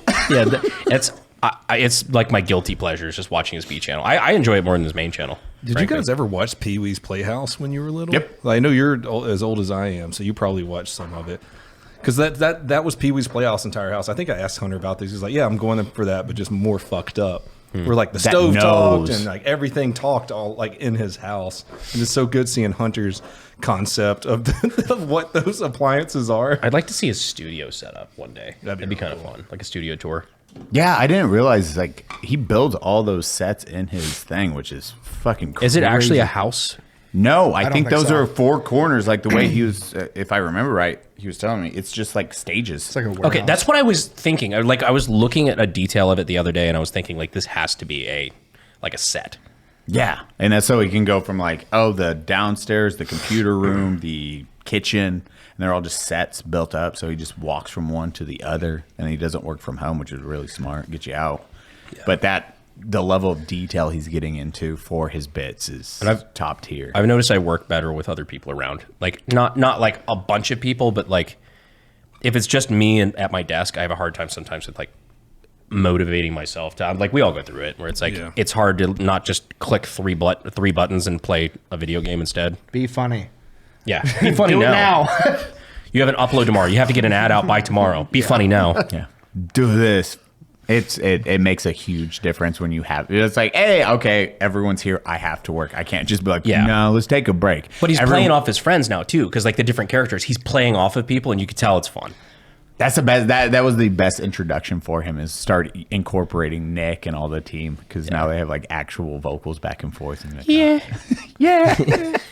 And I don't know I don't know where the voice is coming from. If it's like remote or no idea on that one. I think it's filmed in scenes. So maybe, I don't know if it's a voiceover. In his longer ones, you can tell like it's happening at the same time. Like he's responding to it in one cut. But there's a scene where Nick comes out from behind the wall, so I think he's puppeteering it and he's mic'd up. Yeah. And if you look at the mouth, it's like mesh. So I think he's like looking through the mouth and he's steering the eyes some way and just mic'd up. Huh. We need to go do a tour. I would. Yeah, I just want to see his setup. Not even to film it, just to like see it. I would really love to see his setup. It's like 100% we need to do that. We're going to make that happen. I love how we just invited ourselves. Yeah. Hunter, thanks for the invite. Yeah, thanks, Hunter. Thanks. We're coming to go check out your studio. Fuck you, by the way. Don't let me lose $3,000 at craps at SHOT Show this year, okay, Hunter? Just bet what he bets and you'll win. No, that's what I was. No, I'm just kidding. That's what I was doing the whole time. Hunter's like, all right, Cody, put things on this, this, and this. Throw the dice over there, and I would. And he'd be like, "Good job, you won $300." And then he would start pulling his voices out on the pit master. What are you doing? Yeah. Why did you give me that? Like, Yeah, awesome. the poor little Asian card dealer. He's just like, "God damn it, Ling!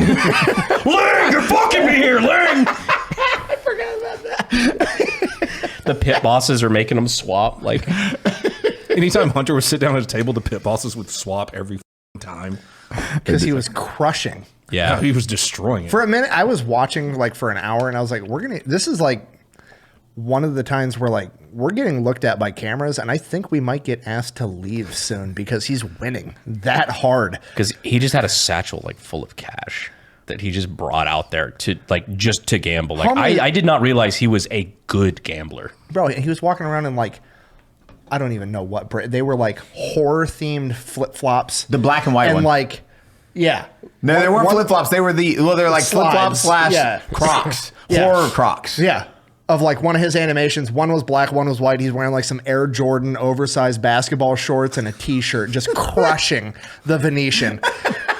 Hilarious. While he's doing voices and shit, the dealers trying not to laugh. The pit bosses are fucking watching us. It was horrifying.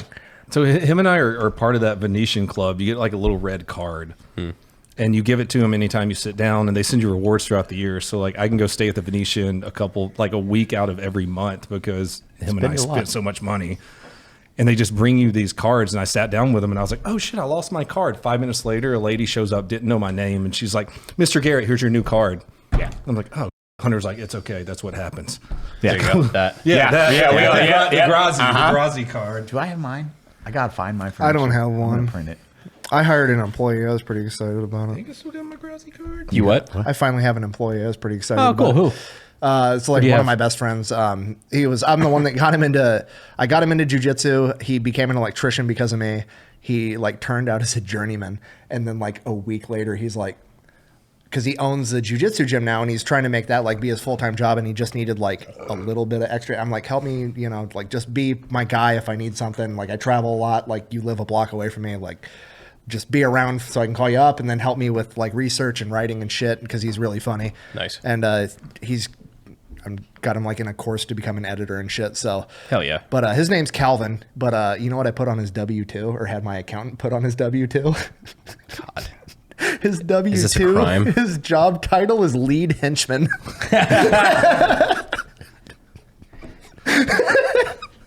It's like, thanks. This is gonna look great. I'm gonna get audited by the IRS at some point, and it's gonna be hilarious. And how many shirts did you sell that said legalized tax evasion? Enough. Don't worry about it. So, oh my God. So, that reminds me of a story because like we talk about our shop employees all the time. Like, they're all friends of mine. They're a bunch of good dudes, very, very smart, sharp guys. But the joke obviously is, everybody in the shop's got the fucking tism. And the joke that I kept making is that they're all tax write-offs. Just because, obviously. Yeah, special needs employee, hell yeah, that's a tax write-off. But we took it a little far at one point, and I won't say who it was with that we were visiting. Very, very high end, very, very good company with a very big presence. And Zach was wearing a shirt that was something alluded to, like had the puzzle piece or whatever, like something autism related, like in an ironic way. Yeah. And like we do all sorts of work for autism charities and stuff like that. So like I don't feel necessarily bad about it. We will do a couple tongue-in-cheek jokes every now and again. But it's hard to explain that to people who aren't aware. Yeah. Very hard. The owner of this company is there with us. And I didn't even put 2 and 2 together, but he just looks at his shirt. He's like, that's awesome. I'm so glad that people will hire people like you. My son has autism, and he just goes on this whole thing, like a very heartfelt, like it's so great to see the inclusivity in the autism community and whatnot. And we're all just like, nobody say a fucking word. Just like, let this ride. There's no explaining this right now. Just let it fucking ride. Start stimming now. Cast Zach spells. Zach's like, Zach, you're retarded now. Zach, tell him how cool that train is over there. It's still something we kind of chuckle about because it's like obviously something you just don't correct people on. You just. Oh no, he's not. Yes. Very hard to explain otherwise. Like we know the context, but. Where's your headphones, bud? Go get them. Go get them from the car. That just gives him free reign to just act like an asshole all day, and we just. You can't get mad at him because. Oh, I should have asked you this off camera. Zach wanted to know if we were planning on having him tell the donkey story at the last 3 venues since he's going to be there for all of them. Is he going to be at there? Yeah, it's always an epic He's story. going for all of them. That's fine. We can have him toss it on the. Actually, the Boston show would be a. All Zach said was, we have to keep reenacting it like we did Yeah. in Norfolk. I forgot. Or Nashville. Because we reenact. No, it was Nashville. It was the second show, wasn't it? Nashville. Yeah, that was. We were shit-faced, and apparently Zach, and me, angry. and Rich reenacted the of the donkey, and Zach was the donkey. You know what my favorite part about the second show was? We had Lawyer Jake like, all right, guys, don't drink too much the first show. We got 2 shows. We stumbled up to the second show, and then you guys reenacted the donkey story. Yeah. We're okay, Jake. Don't worry about it. And We're professionals. This is also the same venue that was like, our staff is really on edge with you guys and your audience. They're scared. Us shit-faced reenacting a donkey on stage 5 minutes into the show. Staff very happy by all of you all though because the tips they. We have an awesome community. Dude, that staff turned around real fast after. They were like, yo, fucking cool. Like, do whatever you want. Hannah. So when Hannah showed up to San Diego, we're not going to say what happened. Oh, I don't know if she's okay with me telling that story yet. I was just laughing. Nothing happened. What are you talking about? My wife may or may not have had something that made her paranoid. And like way too much of it. Like way too much.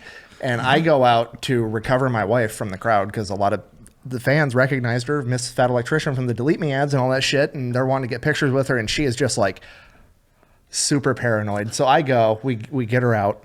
And on the car ride home, she's like, it's so scary having all those people there. What if somebody wants to hurt you? Blah, blah, blah. Like, I don't want you to go out and see the fans anymore. Blah, blah, blah. Sweetheart, even if there was one person there trying to fight, there's 999 other people there that are going to fuck that guy. Not only that, half our fans can't read, let alone read Catcher in the Rye. Jesus. That is the only time you would have fans. It would turn into the zombie movie where the guy's like ripped. Oh yeah. Apart his intestines. Yeah. Our fans would do that. Like some dude goes to draw on us. You would see this like, like they're ripping his flesh open. You just look out into this sea of people. 150 of them have killed people. Like probably a lot of people. As I told as a sweetheart, that's literally, I'm probably never been safe. The only time I've ever maybe been safer is at range day when they do have machine guns. Other than that, like I've never been in a safer room in reality ever. Like when we go, because at the end of all the live shows, like we go out and we like say hi, we are like signing autographs, like taking pictures, giving hugs, whatever. And like it gets to the point where the security guards are like, we don't have enough men to force these guys out. Could you please go in the back? Because I can't. Yeah. If you said we're not closing, we're not closing, but we'd really like to. We would love to close right now, actually. I think staff wants to go home. At the end of every show, I think we ended up getting kicked out because everyone wanted to hang out, which is not a problem for us. But the venue, we gotta go by their rules. But it was awesome. You guys are amazing. That was such a cool tour. Very good crowd. That was the only time like walking out. It is when you walk out, it's like screaming. You go, man, I need an energy drink. I will walk around. Like you walk really far around the dark corners. So you're like, I'll just wait. I'll walk back and I'll say hi to everybody. But yeah, I'm only like kind of on edge for like the first 5-10 minutes, and then I just feel fucking at home. Like our audience is so good. Dude, the level of response. Again, we are truly blessed through that. The yelling, the like good yelling. It's like cheering. Screaming Cody's name getting chanted. Also, fucking Patrick, what y'all did for Patrick at Norfolk. Yeah, that was awesome. That was probably one of my favorite moments as a dude going through stage 4 cancer treatment. And his mom sent an email. We took care of him. But the mom, I was like, don't worry. I was like, we'll make sure. The mom was so sweet. She was just like, if you could give him a hug, we would love that. He's going to be on the VIP. He wants to meet y'all. It would mean the world to him. He's going through all this. But if you give him a hug, that would mean the world. It's like, well, girl, got you. Like the entire crowd was chanting his name. At the end of every live show, we gave like Rich had the flag, like an American flag that was the board itself was signed by all of us. Mm-hmm. And so like he's just waving it left and right, and he'd like giving it up to somebody in the audience, and that we gave it to Patrick at the end of Norfolk. Yeah, and it had the whole crowd just chanting his name, whatnot. And like all of the hosts are just like up there like, I'm not crying. Reverse tears. Also, suck it back in. Funny part about that story, we're doing the VIPs, and we're like, you get the picture, whatever. There's another dude named Patrick. Gabe. Eli didn't realize it wasn't that Patrick, and is like, oh, bro, we're so happy to see you. Blah, blah, blah. We've got a shirt for you and a bunch of stuff. And that Patrick's like, oh, okay, cool. Both Patricks are 6'6", like 300 pounds. I'm like, man, these are cute. I was like, oh, this is Patrick. It's like that. And then Patrick and the mom Patrick, I was like, ah, shit. Well, other Patrick got a free shirt. And I said, good luck. We're going to take care of you. He was probably like, man, this is a real nice guy. Eli's just like, I know what you're going through. And he's like, I don't. Are they going to kill me? I forgot. Oh, God. Shout out to both Patricks. So with the the Miss Fat Electrician and the delete me ads thing, she always has a new gun tax write-off thing. Did I show you guys what CMMG hit me up with? Oh. CMMG is just like, hey, we were just dicking around, and they have that new model. I forget what it's called off the top of my head. I'm sorry, I'm drunk. But they have this new, it's basically an AR, but it's got like a normal rifle stock, and it basically skirts most. Dissident? Yeah. Yeah. Maybe. Either way, it's like their version of like the SIG ranch rifle, same type of concept. Like it's just designed. Oh, no, never mind. It's designed, designed to skirt all the anti-AR-15. I was thinking of the one without the buffer tube. Yeah. Yeah, no, it's literally that, except it's got a normal stock. Like a sporting kind of like. Yeah. So it like skirts a lot of the anti-AR-15 rules, and like I think it's like legal in 48 or all 50 states. Feature lists and all that. Yeah, all that stuff. And they're like, hey, we were just dicking around and we made one. I kind of realized that it looks like a Busch Light can. Did you want it? Oh so my now God. it's going to be in the delete me ads. Are you going to say fucking no to that? Oh, damn. That actually kind of does. They made it look like the Hunter version of the Busch Light can. That's fucking great. A picture of this, yeah. So she gets to hold that in the delete me ads in the future. She actually walked out on stage and did. Yeah, she did. She walked out on stage and did the delete me thing, and she had a good time. What show was that? Was that San Diego? That was San Diego. Yeah. Crowd went wild. Like she was like, oh. Yeah, like because she was nervous as shit getting up there. Sam was like, go, and she did it, and then that crowd went wild, and then like, she was like, what the fuck? It was awesome seeing everything. I hit her with the Dave Chappelle punchline. Which one? The one about Bill Clinton, where he's like, I didn't realize how famous the president was. You ever been so famous you could somebody then they're famous? Oh my God. How'd she take that? She just rolled her eyes. There's never been anybody less impressed with me in my entire life. Ask Ray J about that one. You say what you want. The Kardashians' mother's a marketing genius. Oh, yeah. She is. Let a rapper come on you, kids. It's okay. Bro, like, look. What do you got? I got a bunch of daughters with no talent. I'm gonna turn this into an empire. I respect it. My daughter that's 18's a billionaire. Like, you done good when you have multiple billionaires in your family as a mom. Sexually transmitted billions. I'd take that STD. There was one. There was a business guy I was listening to who was talking about the Kardashians, and like it really stuck with me. Like I heard it probably 10 years ago, but he said that they proved the concept that if you can get half the world to hate me, I could rule it. Or it's like you don't need anybody, you don't need everybody to like you. You just need like that many people that do. Even if 70% of them fucking hate you. I mean, look at the polls. Find me somebody who likes the Pauls. Like watching and hate watching pay the same. Yeah. It's crazy. And like I never want to do that like as a brand. Like that just doesn't sit right with me. I don't have to do that. I don't care. A lot of those watching those people build that. I mean, Mayweather's an example when he went from Pretty Boy to Money Mayweather because he was like, "Oh, I make way more money if everyone just fucking hates me." So he turned into like Money Mayweather. Kind of like Connor. I'm so mad McGregor, Tyson didn't win that fight. The Tyson fight, I'm so, dude, it doesn't, I don't know. What do you guys think? Staged? I'll die on the, nah, I don't think it was. Tyson going in there saying that he just like realized he doesn't have the heart for it anymore. I completely believe. At that age too. But like, if it had the potential to be the most unifying thing for the United States since 9/11, if Tyson just walked out there and knocked him the fuck out. That first round when he was ducking and popping up and he cracked him once, like, oh my God, it's going to happen. Oh my God, for 12 minutes, all of the United States is going to be on the same team and happy. It's going to be amazing. And then it didn't happen because he hugged him for the first 2 rounds and wouldn't let him fight. I want George, just old George Foreman, to go out, just old George is fucking. Still my favorite boxing movie. Dude, he's still, did you see him hit in the bag? He was like, I'll fight him. Bro, can we get him on the podcast? George, I don't know. He's in Texas. I would love to have that man. That dude, like, as you're saying, it's like some of the best. That's a really good movie. It's like, how's that little grilling business doing?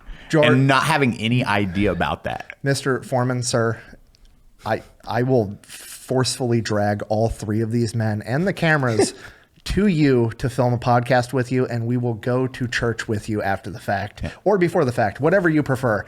If you will just come hang out gladly, with us, please.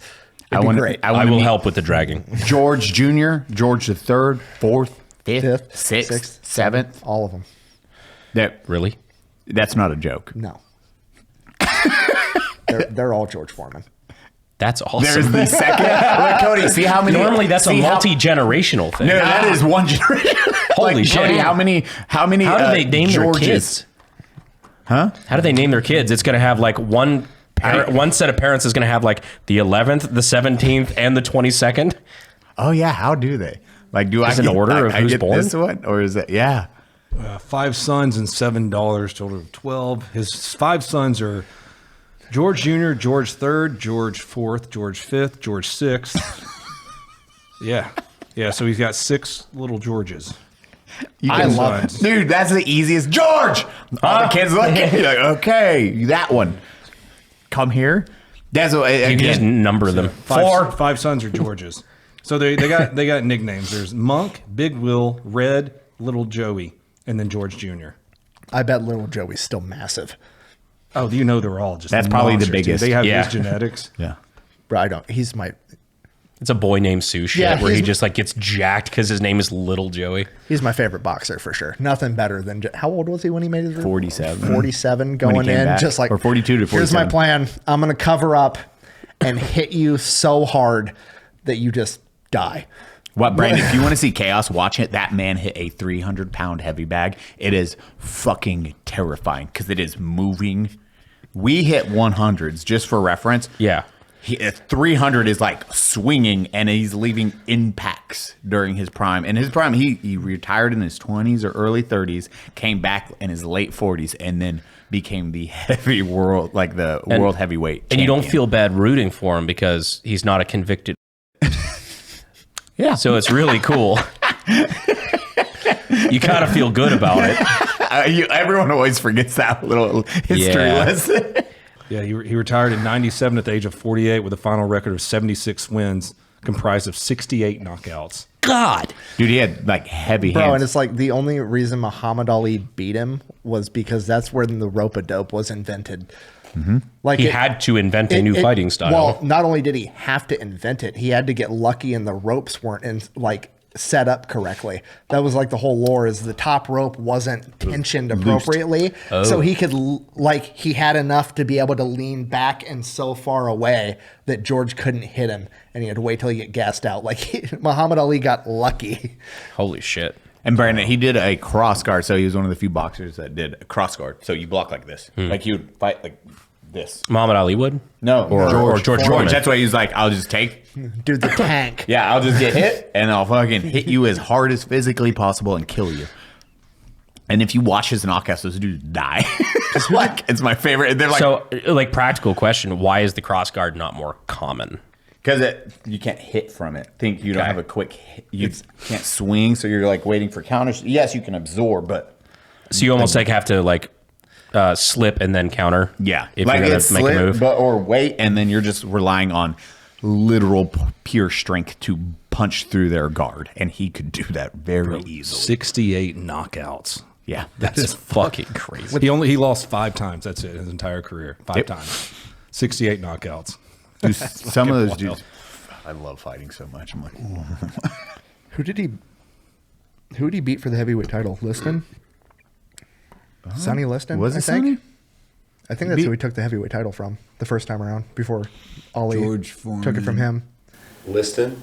Yeah. Was it Liston, or what was the other big one during that time frame? There was Ali, Foreman, and Frazier. Oh, it might have been Frazier. Foreman Frazier was big, yeah. Yeah, it might have been Foreman Frazier. You're right. I want to talk about this too. I found this out from the unsub audience. The Mama Ali thing. Oh, yes. I forgot about that, but I saw it because I was talking about how there was a bar we used to go to. I don't know if you were on this episode, where I'm like, one of the managers was like, "Oh, that's Mama Ali," like Muhammad Ali's mother, that was still around, she's an older black lady, but he was like, "Oh, that's Mama Ali," and I was fully convinced that it was Mama Ali. I've met her several times; she's very nice. And this, he was always super infatuated, celebrities and stuff like that. And he was always trying to be a promoter type, oh, this is this football player. I'm like, dude, I don't do sports ball. Fighting's the only thing I've even kind of kept up with. I'm super into it now, but even back then, kind of a little bit. So I'm like, oh, okay, that's cool. But he always introduced her oh yeah, Mama Ali, would treat her like royalty when she come into this big downtown bar. And then one of the comments pointed out Muhammad Ali's mother died years before this story or something like that. And I looked into it and I looked it up and I'm like, holy shit, who the fuck did I meet all those times? One of the comments was this is physically impossible because, and then they detailed it. I don't remember exactly what it was, but I was second guessing my life. I'm this man very confidently introduced me to this woman several times. That woman just pulled the long con to get free food. I have no idea. Or you got Mandela. Yeah, or maybe I'm from the universe where she was alive and well and going to bars in Raleigh, but fuck. You got Mandela, dude. It was weird, and I would have never known about it. I think it was a Pepperbox comment. No shit. That I was just oh, wait, what? And it f***ed me up so much I Googled it, and they were right. Huh. So that guy was a piece of shit. Just lying to you. A restaurant owner being a piece of shit? No way. That never happens. Ever. No, he wasn't even an owner. He was a manager. Oh, well, there you go. Dude, I saw a picture of a guy on a walk with a bite taken out of a Uncrustable. He's like, oh man, RFK's about to ban the fuck out of these, isn't he? Dude, there's gonna be an underground market for that. Yeah, start buying all those Yeah, we need to start buying. Look, I'm not a big fan of any government agency. I'm not a big fan of the government. I'm not a big fan of regulation, period. I'm a borderline philosophical anarchist almost. I just hate all of it. However, if you're gonna have an organization like the FDA, at least make sure they exist to, I don't know, make sure there's not poison in our fucking food instead of rating the Amish over having raw milk. Just as a theory, I think that's kind of cool. Actually, that's a good... Did you talk about that? Yeah, on the you show? just talked about that. Yeah, you're like, So that's that segment. Go. certain Hold on. election was I'm going to get to affected. that in 1 second. I have to read one stat that I heard the other day about Uncrustables. Guess how many Uncrustables the NFL eats per year? Oh. All of the NFL? Yes. Oh. Just like money-wise or poundage? Or like the team. Number. The teams are eating them? Yeah, because they're like very popular for like, because you're a 300-pound dude operating at a high level. You just need high calorie. 37,000. Wait, hold on. Whoa. All right, I'm out. In a single season, the NFL. 420,000. No, it's 80,000 Uncrustables. It's a lot of PB&Js for snacks. But regardless, the raw milk thing. So I had Calvin actually do a bunch of research on raw milk because I saw a bunch of footage of straight up CAC teams raiding Amish raw milk dairy farmers. And the way that this kind of functions is, I looked into it. Raw milk basically got not completely banned, but heavily regulated in like the 1930s, prior to like everybody having a refrigerator and refrigeration being super common, because it's easy to get milk tainted with like bacteria, E. coli, whatever the fuck. Then refrigeration came around, and it's allegedly not a super big problem. Don't take my word for it. Do your own research, whatever. But it's just been kind of like a law that's stuck around for whatever reason. And so the way the Amish go about it is they're like, okay, well, I'm going to have a health club, and just people can pay me $50 a month or whatever. And in exchange for that, they get all the milk they can drink raw. They just come and pick it up from my barn, and I just have a big vat of it. You come fill up your jug of raw milk, whatever the fuck. And that way, you know, people aren't accidentally buying raw milk not knowing what they're getting at a grocery store. Like if you seek out one of these Amish health clubs, you know what the you're doing. You're a grown-ass adult. If you want to drink raw milk and potentially get E. coli, that's on you. Do what you want. This is America. And the FDA does not like that. And they were raiding these raw milk dairy farms, and they would go in and dump dye into these huge vats of raw milk. And then they had like cheese and other shit too, and they'd confiscate all of it. They'd destroy it. They'd take all the cheese, confiscate it, completely destroy it. And I believe the biggest Amish population in the country is in Pennsylvania. Yeah. And this has all been going on over the last 3 to 4 years, more heavily than normal. And that was actually the motivation of why 150 to 180,000 Amish people got together and voted for Donald Trump in a swing state. So Donald Trump literally might be president over spilt milk. You don't fuck with the Amish, man. What if we quit government overreach? I don't know. I mean, look, at the end of the day, nobody's been arrested for going to child Epstein Island, but we've killed a squirrel and a raccoon. I mean, we got cash to tell it now, so they might. I have a structured settlement, but I need cash now. Yeah, Jack. Was it Jack? Mm-hmm. I think it was a Jack bit. So. That sounds like a Jack bit. Yeah. And then the entire crowd automatically knew. Jack Mandeville just said like the first 4 words, and 900 people screamed, called JG 877 cash now. The fucking room rattled at the end of that. It was awesome. We're going to just start doing live ad reads. 1,000 people already know the jingle. Yeah. We will shout your company out and have it yelled back at us. Please come hang out and have a good time. What are we doing? What are you guys doing for Christmas? I don't know. I haven't planned that far. I'm looking forward to having a bit of a break, catch up on my own like work stuff, because we've been doing like the live shows, and of course we got range day coming up. Like the last 3 months of the year are always super fucking chaotic for us. So I'm just looking forward to spending some time with family, just chilling out. I'm gonna go see my mama. Nice. Just hang out, chill. Mama donut. Yeah, just to like get a peek inside the industry and the things that we do, guys. The last 3 months are so important too, because people are buying our T-shirts, for Christmas, for Thanksgiving, just gifts and things like that. Not only that, but also the AdSense, because of Black Friday, Christmas shopping, and everything. Companies spend more in the last 2.5 months of the year than they do any other time. Yeah, so these are our like super heavy work periods for creators and just people that do the YouTube thing like this. It's a real shit time to have an upload happen at midnight. Yeah. It's a really good time to go on live tour. Live tour and launch a live tour, launch a shoe company, run Pepper Box and get more. Like it's just stack business onto business onto business onto business. It's like it's fine, it'll be fine. It's gonna be okay. Just don't die. Look at Connor. We've got him in our corner. We can't fail. He's wearing socks and flops. You remember the first time you came to Unsub and then I didn't hug you? I don't regret it. Anyways. Jesus Christ. Holy shit. There's too much expensive equipment in between me and you right now, but imagine I picked something up and threw it at you. You can always throw your magic mind. It's okay. Hey, we bonded over piss funnels. He just pisses on you. Oh, God. Pissing again. Oh, no. Guess whose CPAP machine's gonna be full of piss tonight? You have a CPAP machine? You weren't supposed to tell anyone. More like a PPAP machine. Hey. Shoot, Brandon. Yeah, that's all right. I'll just go die. No, I have, my kid is, he's going to be 4 this month.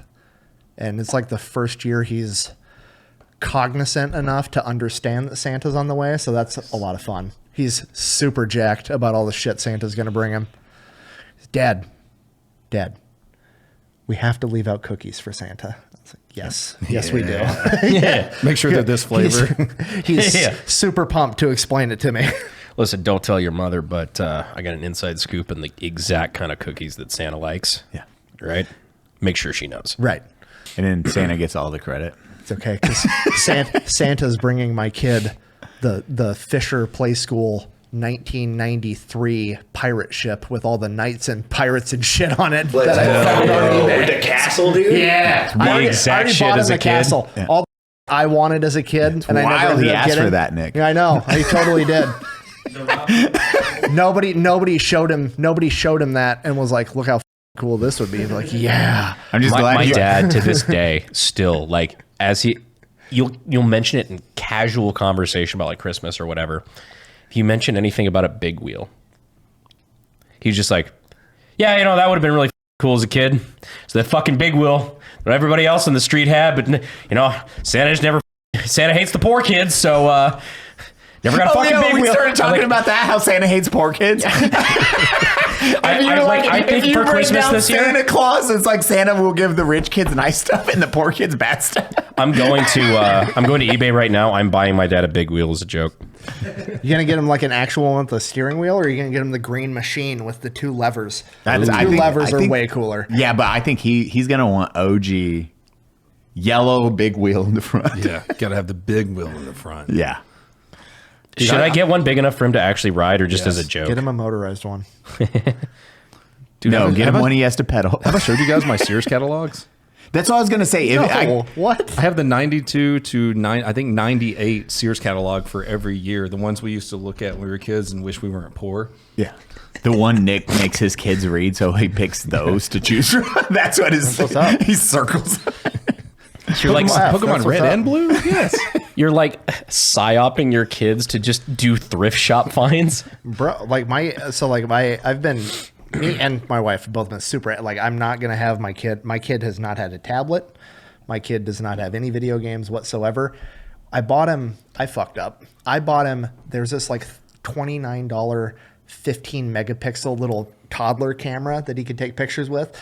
But I didn't even know this when I bought it, but you can go in the menus and you can play Snake on it. So he's just like playing Snake on this camera all the time as a 4-year-old. And I'm like, I told my wife, I'm buying him a Game Boy Color. Like, I'm going to go to GameStop or whatever, buy him a 20-year-old Game Boy Color and a bunch of old. He's going to grow up playing the same games I did at the same exact time in 2024, though. Bro, I still have a Game Boy camera. You remember those? Oh, yeah. Oh, I saw that. You showed me that in your office. I might bring it on tour to take pictures with the Game Boy camera. How many, it's got like 3 megapixels. Oh, it's awful. Oh, it is yeah. dog shit. You look like I don't think that's like megapixels. Minecraft that is characters. 100% not megapixels. No, it's like 100 kilopixels. pixels. Yeah, Just pixels. Wait, That is a real Game Boy. But I found a way to connect it to my computer, and I can download all my Game Boy camera images onto my computer and just like share them on Instagram and stuff. It's really cool. It's kind of a neat retro thing. I dig it. Yeah, I might bring it on tour. Do it. So I can snap pictures with my Game Boy camera. The pictures are so dog shit. They're so bad. If there's any dim lighting whatsoever, it just doesn't work. I like it. How many? It's 128 pixels by 128 pixels. Yeah, there's no CMOS mega in there. So it can store 128 by 112 grayscale digital image using a 4-color palette of the Game Boy. So you're looking at literally like 128 KB pictures. It's awful. It's so not bad. near even a megabyte. So, oh my God, you just threw me all the way back. You know, the first video I ever made, like not even for YouTube, it was before YouTube existed, was on a, because I've always been interested in just making video stuff. It was on one of those like fucking Walmart. I think this was like a Christmas present or something from like one of my uncles. Like, God, got thrown back like 20 years here. It was one of the stick things that you hold, but it had like a little camera at the top, like the plastic ones. It was American Idol labeled, like after the first season or whatever, where you just had like a little trigger up front, and it was like dog shit quality video. I first started editing video with one of those. I know what you're talking about. I can't remember the name of them though. Is it a flip? No, it was just like, it looks like a joystick with a camera pointing out the front of it. And the camera was like that fucking big. Yeah, and it's blue. Yeah. What's it called? The digital blue? Oh, was it? I don't know. I did a commercial for them on Nickelodeon when I was 13. Oh, let me look. Hold on. Really have to talk about that. Yes, it is. That was exactly what that was. How did that come about? Holy shit. My mom wanted me to do commercials and stuff, and she put me in all these. I would have never found that thing. You were bred for fame. What? That is exactly what it was. I did the commercial for that on Nickelodeon. I was the kid holding the camera in Nickelodeon. Wait, what? Yeah.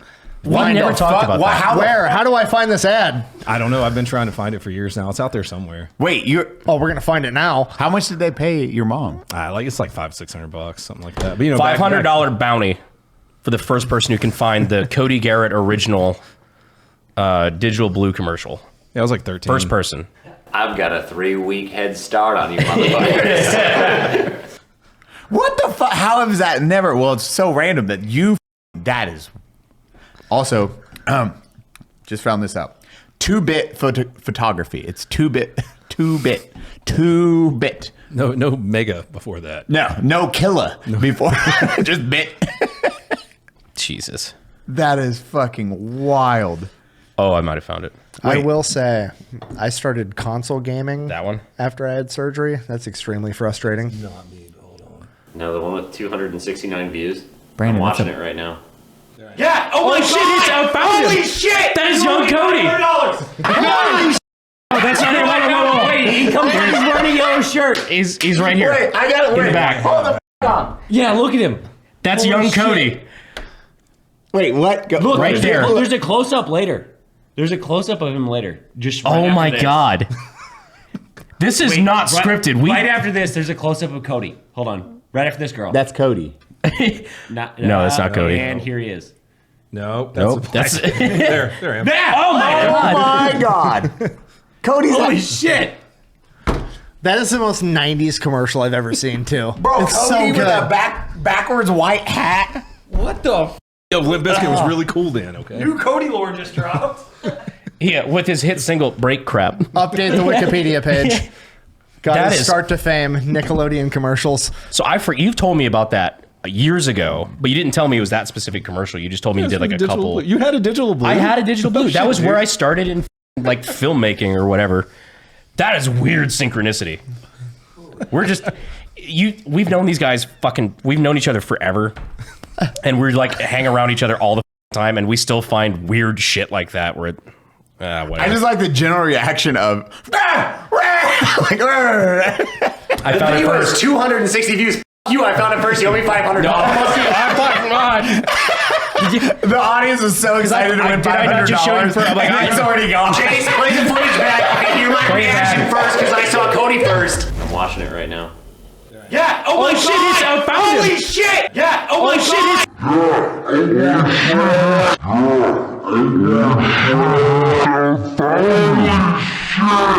Brandon, I was showing it to him. I'll How about an AK? Deal.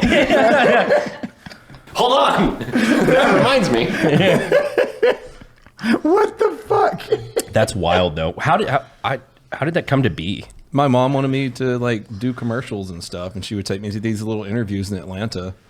And so I did like a commercial for the Boys and Girls Club. I did Digital Blue. I did a bunch of Nickelodeon stuff. Longhorn Steakhouse, just like I'm the happy kid in the family eating a burger like that. Oh shit.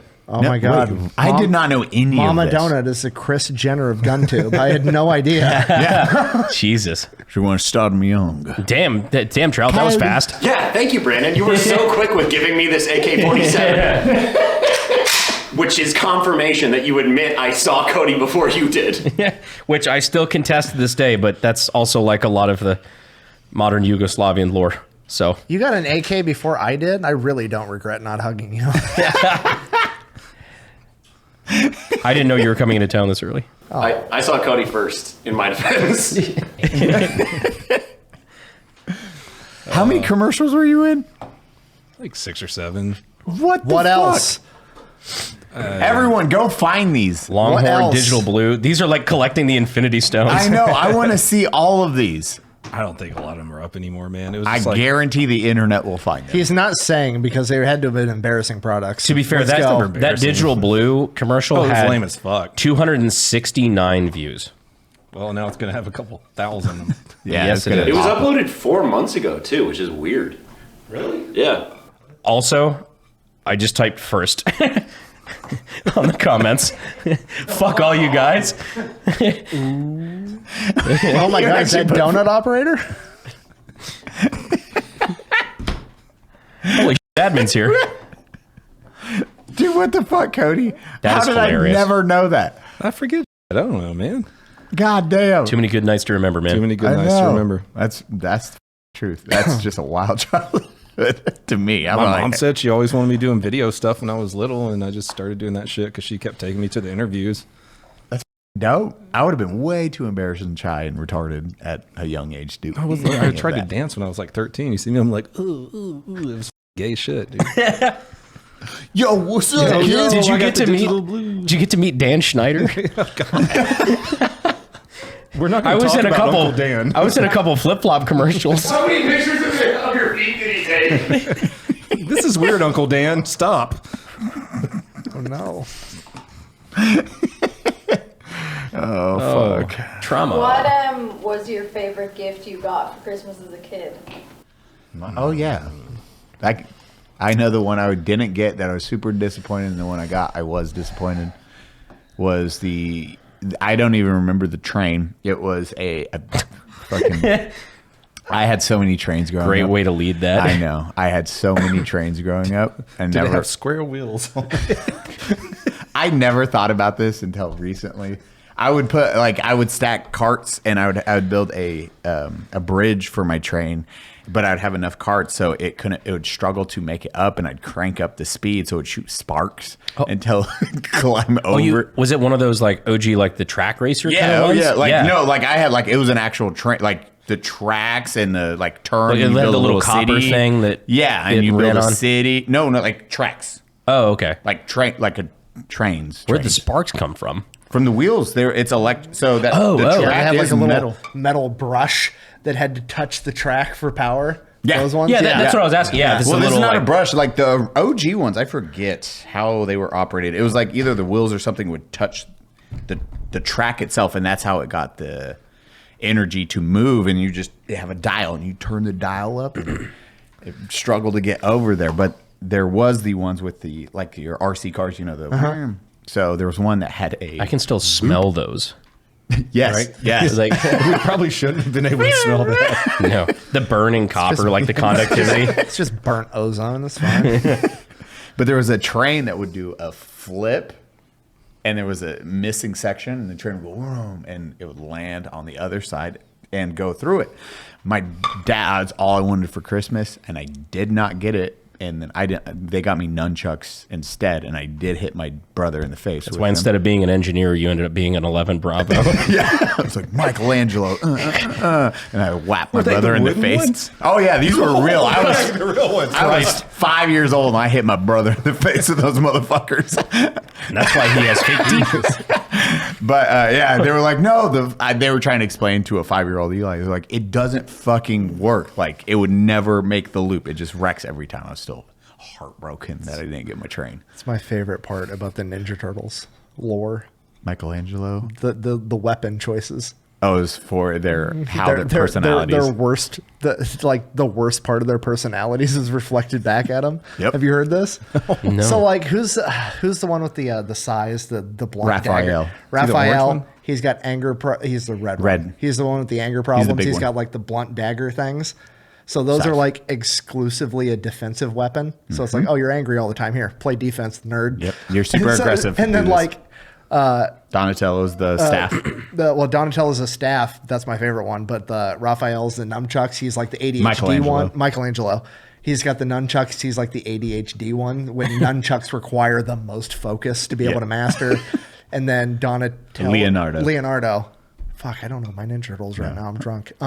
So the little rat guy is just a troll. Yeah, basically. And like the computer nerd, the super smart one. He's like, oh, you're really smart. Here's a stick for your weapon, nerd. Like, fuck you. I know. Like, I almost called him Master Shifu. Fucking Kung Fu Panda. Master Shifu. Splinter, thank you. Master Shifu. Well, speaking of that, was my favorite gift I got as a kid was the Ninja Turtles pizza car shooter. Dude, you got one of those? The little discs that went into it, they were pizzas, and it would shoot them out. The van? You could put you could put all your Ninja Turtle figures on it, and they would drive it around, and it would shoot little pizzas out of it. Dude, our action figures sucked. When you look back at them, like, no, they don't. They can't move anything. The He-Man ones were rad, made of rubber band. You want to know the most disappointing part about being a parent in 2024?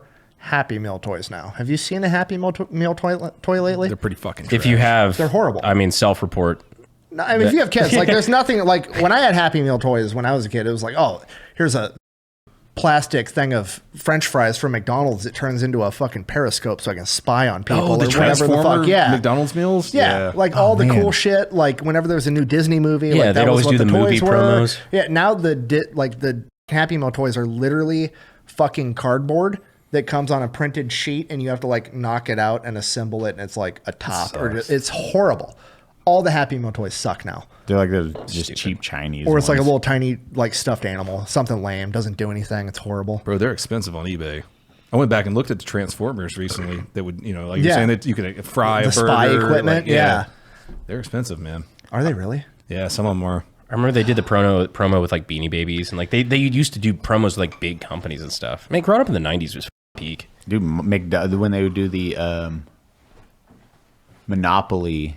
Oh, the Monopoly game? Bro, I didn't know that whole lore that happened with that. Like the Monopoly. What's the lore? You remember you could win $1 million or however much, and they do it every year? A dude at the facility was stealing the Park Place one. Or the expensive one. Broadway? Boardwalk? Yeah, Boardwalk. And Park Place. So he was fucking nabbing them. They had them in a special room, and they gave him access to it. So he would just ship those to his friends. So clearly he stole it. No, because he would give them out. He would send it to people. He'd be like, hey, I will split this with you. You just turn it in. So people would win it, turn it in. He would get half. And he did that for years. Because they did that for like almost a decade. Yeah, and he made like $7 million off of it. Yeah, this was like a criminal ring that found, and it wasn't until afterwards. Gay criminal ring, dude. Yeah, dude. But $7 million, dude walked away with $7 million fucking dollars. What are you in for? Murder. You stole Park Place. Lots from of times. McDonald's. And I forget what. There is an actual. Oh, is there like an armed robbery? Yeah. No. Just stealing Park Place and Boardwalk a lot of times. Played Monopoly too hard. Yeah, it was a family, and he had like his uncle. It was first like immediate, then just close friends, and he just kept expanding. Is that why they found it? Where they were just like, oh, all these people are related to an employee. Mm-hmm. And they're like, huh, this is what weird. A dipshit. That's actually, you'd expect that from a McDonald's employee, actually. Nick. Imagine doing it one time, though. Like, you do it one time, you got away, you'd be like, cool. Fucking good. Okay, good. Instead, it's like, let's do it where... To the tune of $14 million. Yeah. It's wild. I forgot about that. Fucking hell. Yeah. I just remember like his Nick, did you say your favorite gift growing up? Christmas? God, I don't know. I mean, the only thing that comes to mind, and this might be cheating, is piss tube. What? The piss tube. I was just thinking, like, what if we had a piss funnel on camera? You know what I mean? Like, what if the piss funnel was right behind Connor's chair, and I could still like be on camera while I was peeing? Like, how great would that be? My mouth's right here. Oh. No, I don't know. The only thing that counters our piss tunnel. I don't like that. Your dad drilling you a piss hole that's just a little bit like lower than his. You got your own now, boy. Yeah. Piss up. Thanks, Dad. You're a man now. The only thing that comes to mind is like the PS1, and then I got A Bug's Life as my first video game. Hell you remember the Game Pros that would come with the discs, the demo discs, just like the magazines that would come with the PlayStation. Oh, yeah. Fuck. Do you remember cheat code books? Yeah. We were talking about that the other day. Yeah, get them at the book fair, dude. Yeah, Nintendo Power. Oh man, I forget all of them. Like Game Pro was like the biggest one. Game Pro. Tips and tricks. Tips and tricks. Yeah, that was the one.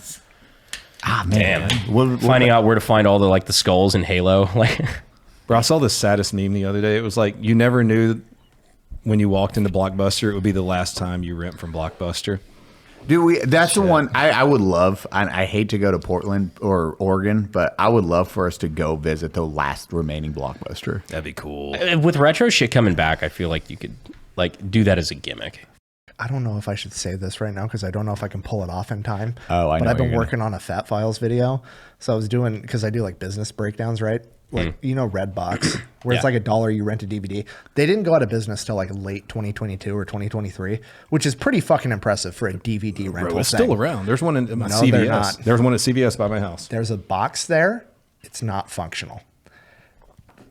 Okay, they went bankrupt a year and a half ago.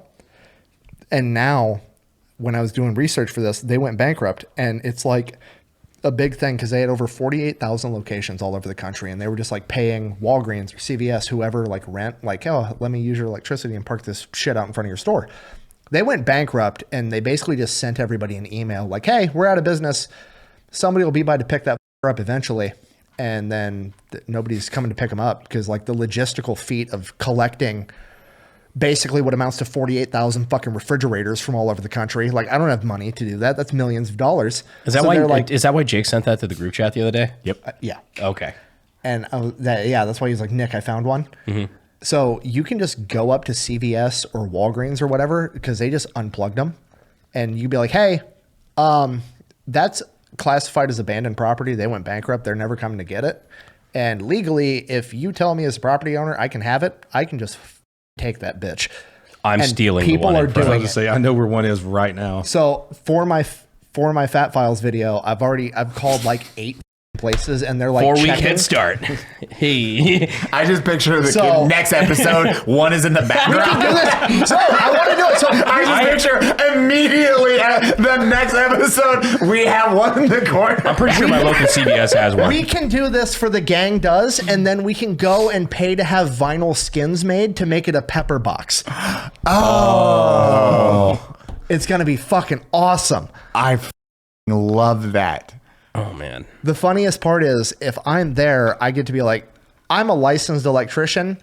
I can actually disconnect that properly and make it safe, and I'll do it for free if you let me have it.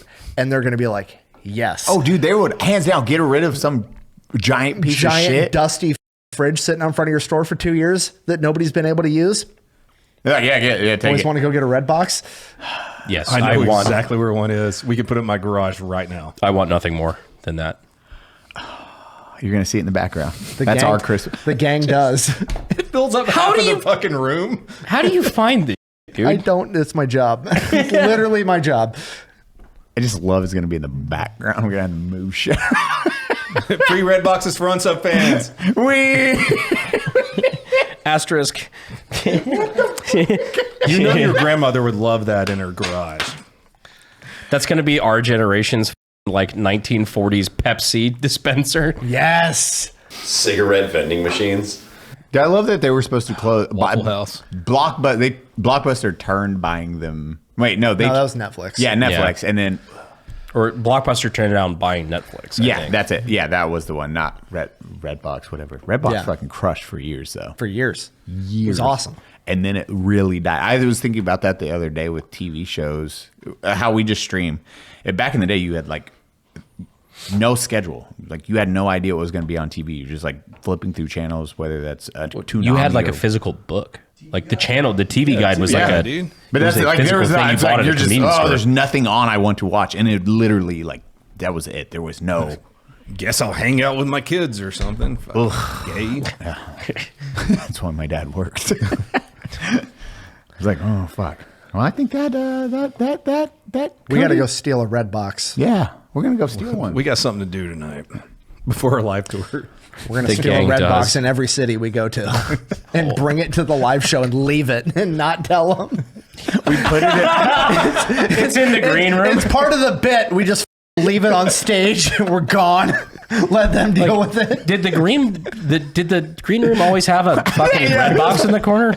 Some of those small green rooms. Even smaller. 1 square foot smaller. Where did that would leave so many people confused? We act like we don't know what it is. What do we do with it? I thought this was your guys's. We're telling these ancient, amazing theaters. We don't know. We put it on the rider. We need this, and a dolly. Yeah. The funny part is, if we put this video out soon enough, I bet the audience will bring a Redbox for us. Oh God. Oh God. Well, it's gonna be for Unsub showed up. Now there's 20 Redboxes in our parking lot. What do we do with them? People in line just waiting with a dolly in a Redbox. The guys asked for it. If there's not one in the Vegas live show, I will be disappointed. They wheel it into the Venetian. Bro, you know security is not going to stop a man wheeling in a Redbox. No, I would be like, oh wow, doing something. He's on a mission. I don't know. A lot of casinos don't stop a man wheeling in 47 machine guns, so we could bring a Redbox in.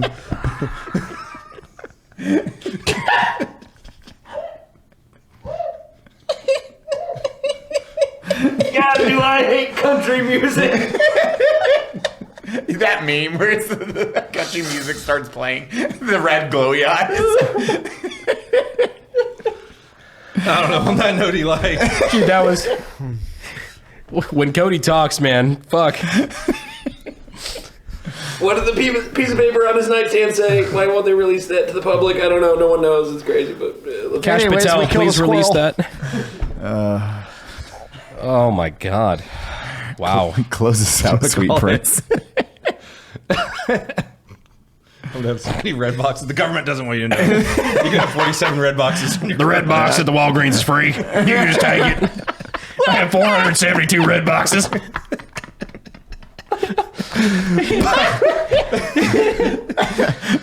These red boxes are disappearing soon. We got to do a live show tomorrow. I'm pretty sure all of us got a pack for it, too. Oh, yeah. Thank you for joining the Unsubscribed Podcast Christmas Special. I was joined today by Eli Doubletap, Fat Electrician, Brandon Herrera, myself, Donald Operator. If you want to see... Are we doing the after show? Yeah, we'll do if you a want to quick see one. the after show on Patreon, you should check that out. Because it gets even more brutal. We're going to steal so many fucking red boxes. Thank you for joining the Unsubscribed Podcast. Also, Merry Christmas, everyone. We Merry appreciate Christmas. all you hanging out. Love y'all. Mwah.